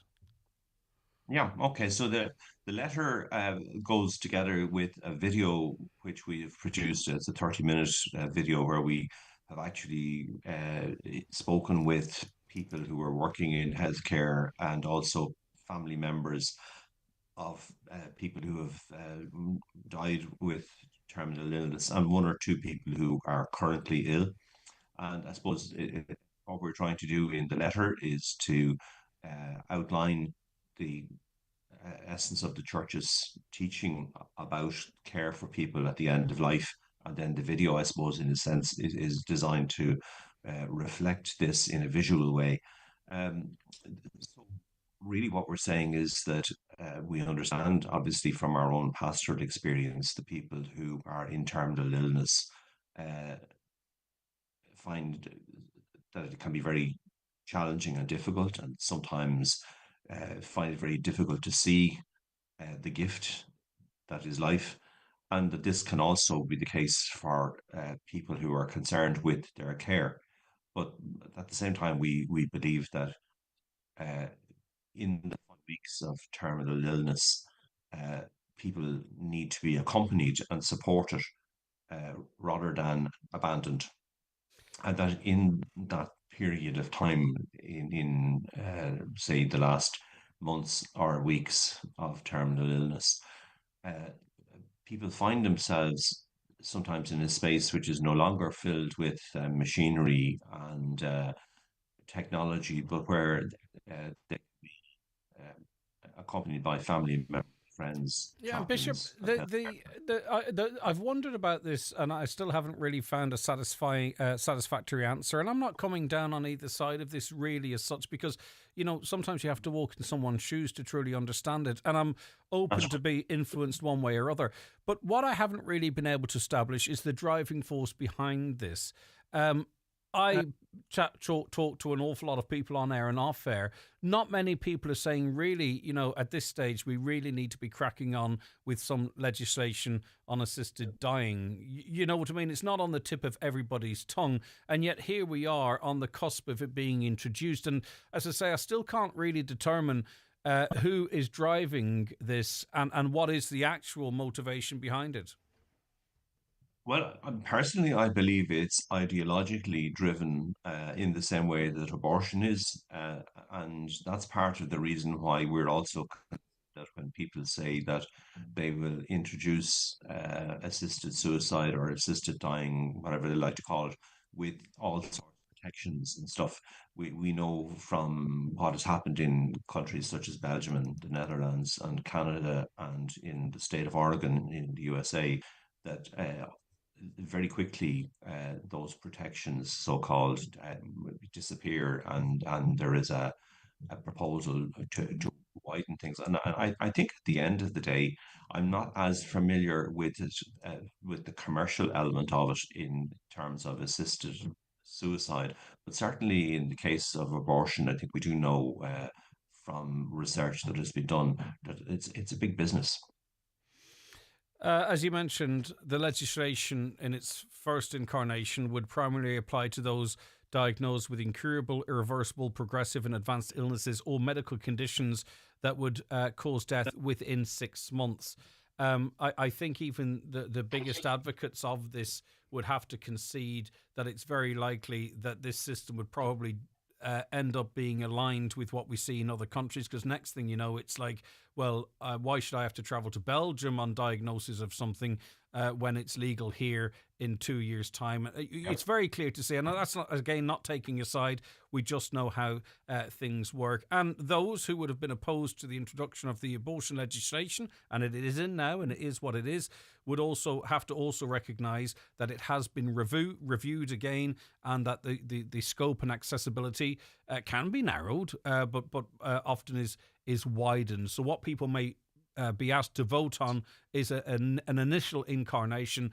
And after that, it's up to legislators how broad it becomes down the line. There's no lock-in, there's no guarantees there. Yeah, well, I mean, this is the point that we would make. You accept the principle that it's okay for one person to take the life of another person or to be actively involved in that, then you undermine a very fundamental principle that makes society civilized. And I kind of remember as a young priest teaching in a vocational school in Dublin, where some of these questions, came up in religious education. The whole question of the right to life. I mean, I remember raising with kids the question, why is it that if a horse breaks its leg, we say it has to be put down, but when that happens to your granny, we don't. And I think the reason for that clearly is a human person is a very different type of ability to an animal. But Bishop, we do use medicine towards the end of people's lives to alleviate their pain. And could I be contradicted in saying that at times too that medicine, particularly when certain lines are put in or certain actions are taken, can shorten someone's life to relieve them of their pain ultimately? So we can't pretend pretend that doesn't already happen. Okay, so when you see someone who really doesn't want to get to that point, is it a massive leap to employ similar medical practices somewhat earlier? Well, I think it's the difference between giving people assistance to ease their pain while respecting their life on the one hand, and on the other hand, making a decision that's specifically directed to ending their life. And the church has always argued that you can use medication which may shorten life, provided the benefit to the person is significant, but that there must never be a direct intention of ending life. But we don't, for instance, we don't argue that people should be alive at all costs, and I think we certainly don't recommend that people who are terminally ill should in all cases be resuscitated if they have a cardiac arrest, for instance, and there are protocols in place for that. And that's simply about accepting the fact that death comes, and that we accept it when it comes, but we don't bring it about. Yeah, and I'd be familiar with how assisted dying works in other countries, as most people do. I think anyone really, it's always good for people, I think, to check stuff out themselves so they have an understanding of it. And I've spoke to people who've been involved in this area, and the way it is in Belgium at the moment, pretty much on diagnoses of an illness that some people can live for 40 years. You can end your life, and it's you take a vial and you consume that vial yourself, and you pass away in the next couple of hours. I think it's just important, if people eventually have to vote on this, that they get a full understanding of exactly what it is and what it means. Because what we often see in these debates, and I can understand it, is we see the very emotive arguments, and sometimes the truth lies somewhere in between. That's right. I mean, the situation obviously is that if people speak time about people in terminal illness suffering impossible pain and during terrible circumstances, and I mean, when you talk to people who work in palliative care and whose job is to help with pain management, they will tell you, first of all, that a lot of the pain that people experience in terminal illness is emotional and not just physical, because the physical pain can be managed very well. And the emotional pain is best managed by giving people space to talk. And our experience and my own personal experience, and I'll just give you one example of parish priest with whom I worked back about 25 or so years ago. He wasn't a very communicative person at the best of times, but he was in a final stages of terminal illness, and I went to see him in the hospital. I said to him, "How are you today?" And he said, "Well, I'm not really so good." And I just was somehow inspired to say to him, "So, are you afraid?" And he said, "Well, to tell the truth, I am."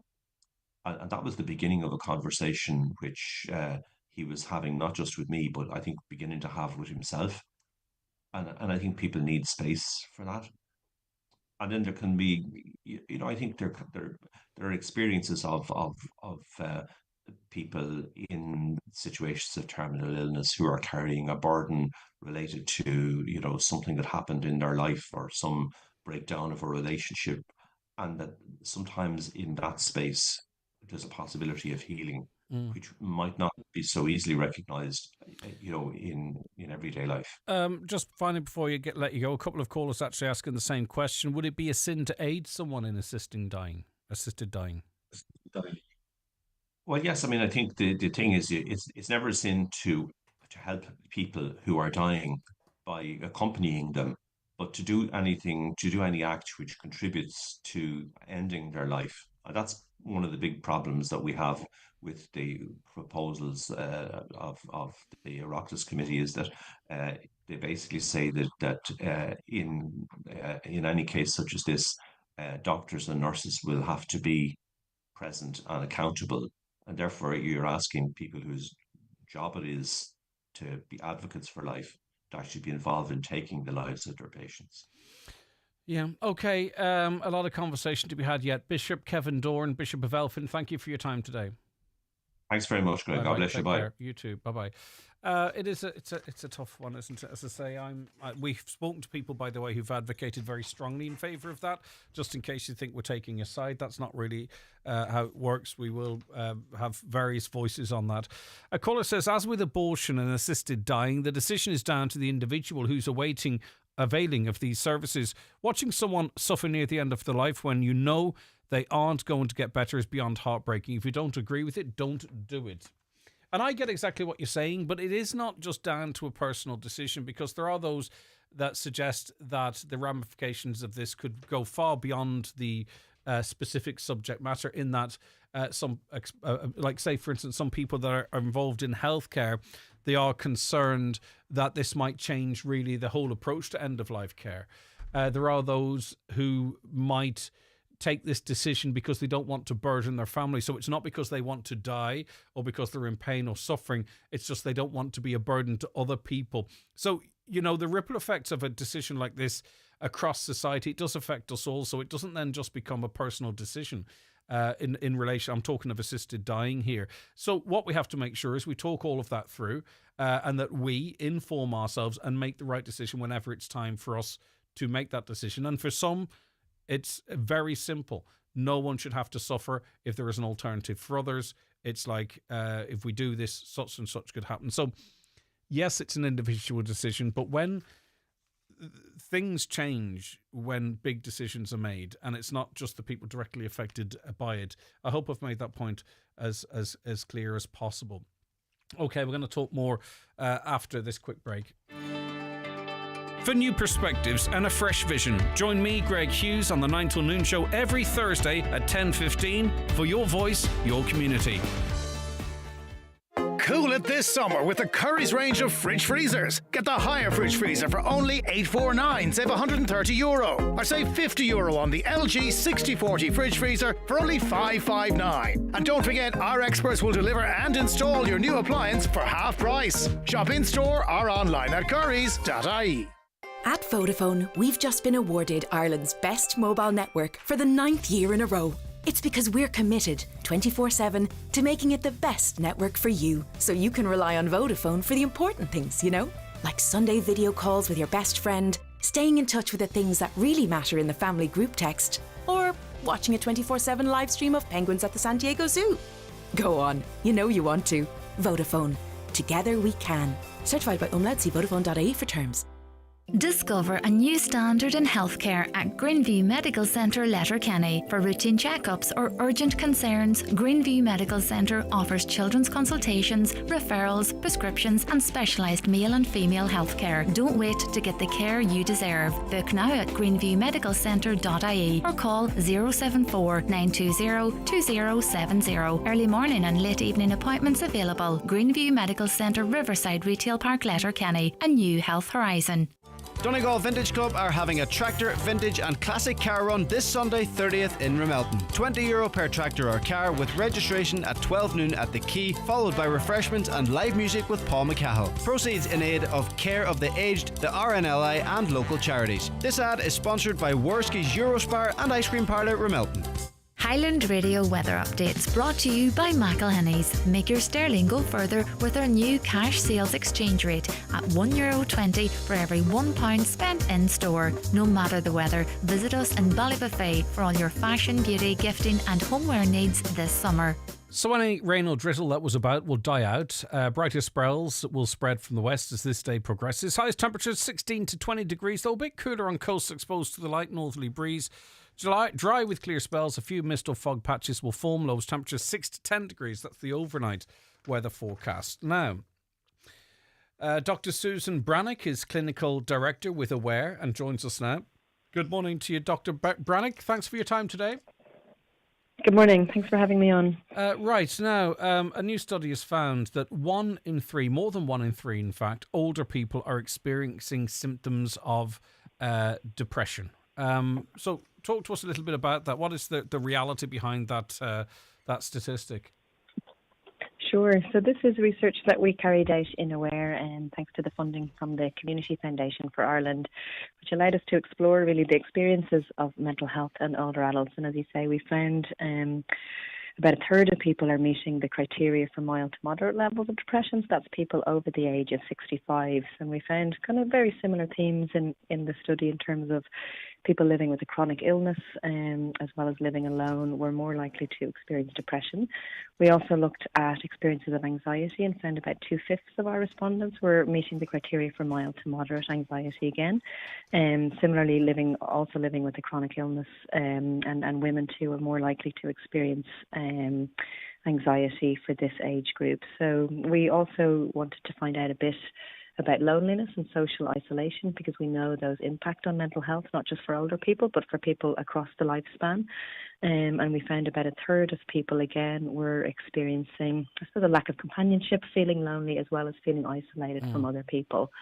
And again, those experiences of loneliness, as we might not be too surprised about, were higher among people who were living alone or with a chronic illness. So there's clear themes in terms of general health, in terms of long-term conditions, and how that might impact on mental health, as well as kind of social integration and connection. Yeah, I mean, historically, we would have to, those of us who aren't affected by this, we would sort of have to say, well, I wonder what that's like.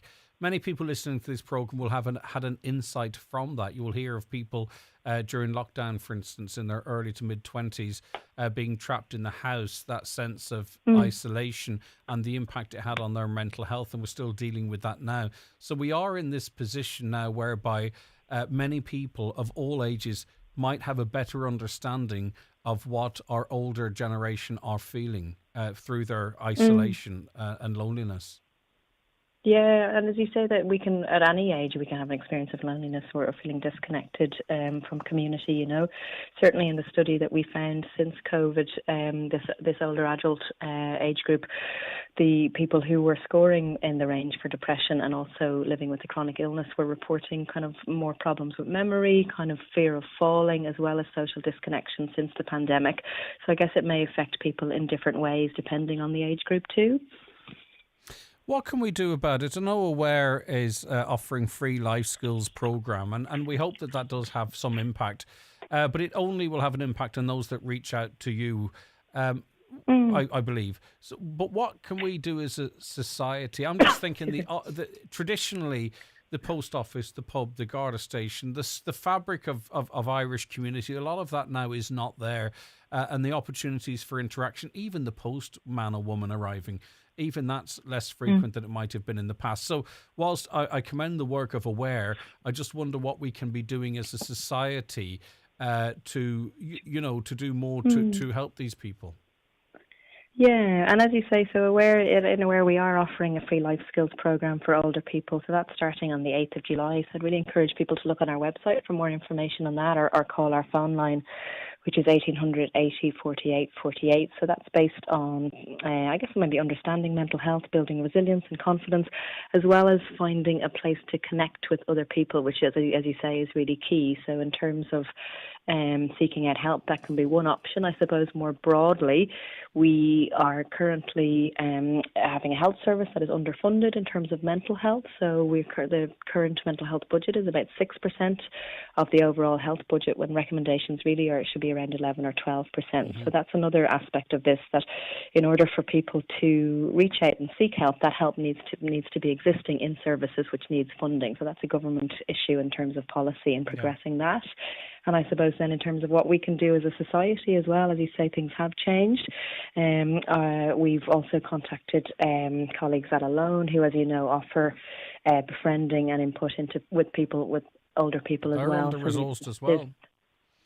Yeah, absolutely. So I guess there is significant needs around I was the mental health. In chatting to Alone with the amount of interactions and the backlog in terms of, just that some of their services, the amount of interest just in our part of the world here. Susan, also too, there is a lot going on in different places. And from sitting in this chair, I've spoke to different organisations. It can be, social events or sports clubs that are age appropriate for all people with different disabilities. I would love to see us do more. Obviously, we need to sort of increase what's there, but there's a lot there. I would love to see us be able to do more to connect the people that feel lonely and isolated, and it is a bit of a rabbit hole, because the longer you're in that, the more difficult it is to step out. But I would love if we could do more to connect the people we're talking of here, at least some of them, with the stuff that is probably going on their doorstep. And I don't know how we actively do that, but I think that would be a great help. Yeah, I think it would be a great help. And as you say, there is a link which our survey found, which is in line with the rest of the research, that loneliness is related to depression and anxiety. So as you say, the more kind of lack of social interaction you might have, the more lonely you may feel, may well then impact on mood and confidence. So it can be harder to take that first step to get out and do something. So I suppose it is really important to see what's available in the community. Aware also run support groups where people can meet to talk about their mental health kind of more generally. They run across the country in person and online. So I suppose really it's taking that first step, isn't it? So it's maybe acknowledging that you might want to do more but aren't really sure where to start. And as I said, Alone are a good organisation to support in that too. Okay. But if we can do anything as well, obviously we're more than happy if anyone's listening and they think we could provide something of use in that regard. For now, Dr. Susan Brannock, Clinical Director with Aware, thank you for your time. Have a wonderful day. Thank you very much. Bye-bye. Take care. Susan Brannock there. Greg, there are strong indicators that the government's resolve to ratify the EU Migration Pact could be wavering after the vote was postponed till tonight, I think. Why are opponents of this deal being muzzled on Highland Radio? Caroline, are you muzzling any? Are you a firewall here? Are you a gatekeeper of these comments? No? And we contacted this caller to see if they might speak. Yeah, it's a perception. I don't understand. I really find it quite frustrating, if I'm honest with you, because we actually invited this person on to talk about it, and it's as if we are sort of opponents, muzzling opponents to this migration pact. It's really I really find that quite frustrating, because it couldn't be any further from the truth. It should be compulsory for everyone when they reach 50 years of age that they make a living will, and to be answered that if they get a certain incurable disease, they have the option to receive assisted dying. Cruel when you wouldn't let a pet dog suffer, but the law won't let the person suffering no choice in their dilemma. I understand, and that's a very strong point of view, and it's very difficult to sort of say, well, that's a ridiculous argument, because if I were in that position, what would I want? What would I do? I don't know. I would have to discuss with my family. I don't know. Did anyone else get their bins full of rubbish from people following the rally? Thank you. Oh, no, didn't. Yeah, that's an interesting one. Greg, the bishop is correct. Our lives are not our own. We are all God's creation. God gave us life. It is his to take away in his time. There's a purpose in suffering. Read the story of Job in the Bible. That comes in from Mary. But if you don't subscribe to that, then the argument sort of falls a little bit. I take your point. I'm not contradicting you. Nothing done about horrendous exhaust noise constantly all weekend. Nothing. And since when did yellow plates become legal? Asks a listener. Enoch Burke should not have to say any such thing, Greg. That is your opinion only and not the opinion of we, his supporters. These are Enoch's religious beliefs. No, I'm not questioning his beliefs. I'm simply saying that if he wishes to leave prison today, he just has to say he's not going near the school. And I've been at pains to say every single time I've said that. We can discuss about what led to that and his religious beliefs got him there. But he could walk out and use his platform in the public to continue to press his views. He's in prison at the moment because he refuses to comply with a court order, which means he can't go near Wilson School. That's not really open debate. That is the actual fact. We can debate whether he should or not, of course, or we can debate should he have ever found himself in that position. But the bottom line is if he wants to leave prison this morning now, within half an hour, he simply has to say, I will comply with the court order, meaning I won't turn up at the school. I won't turn up at the school that I'm suspended from. I don't think that's not a controversial statement. It's an absolute statement of fact. That's where we have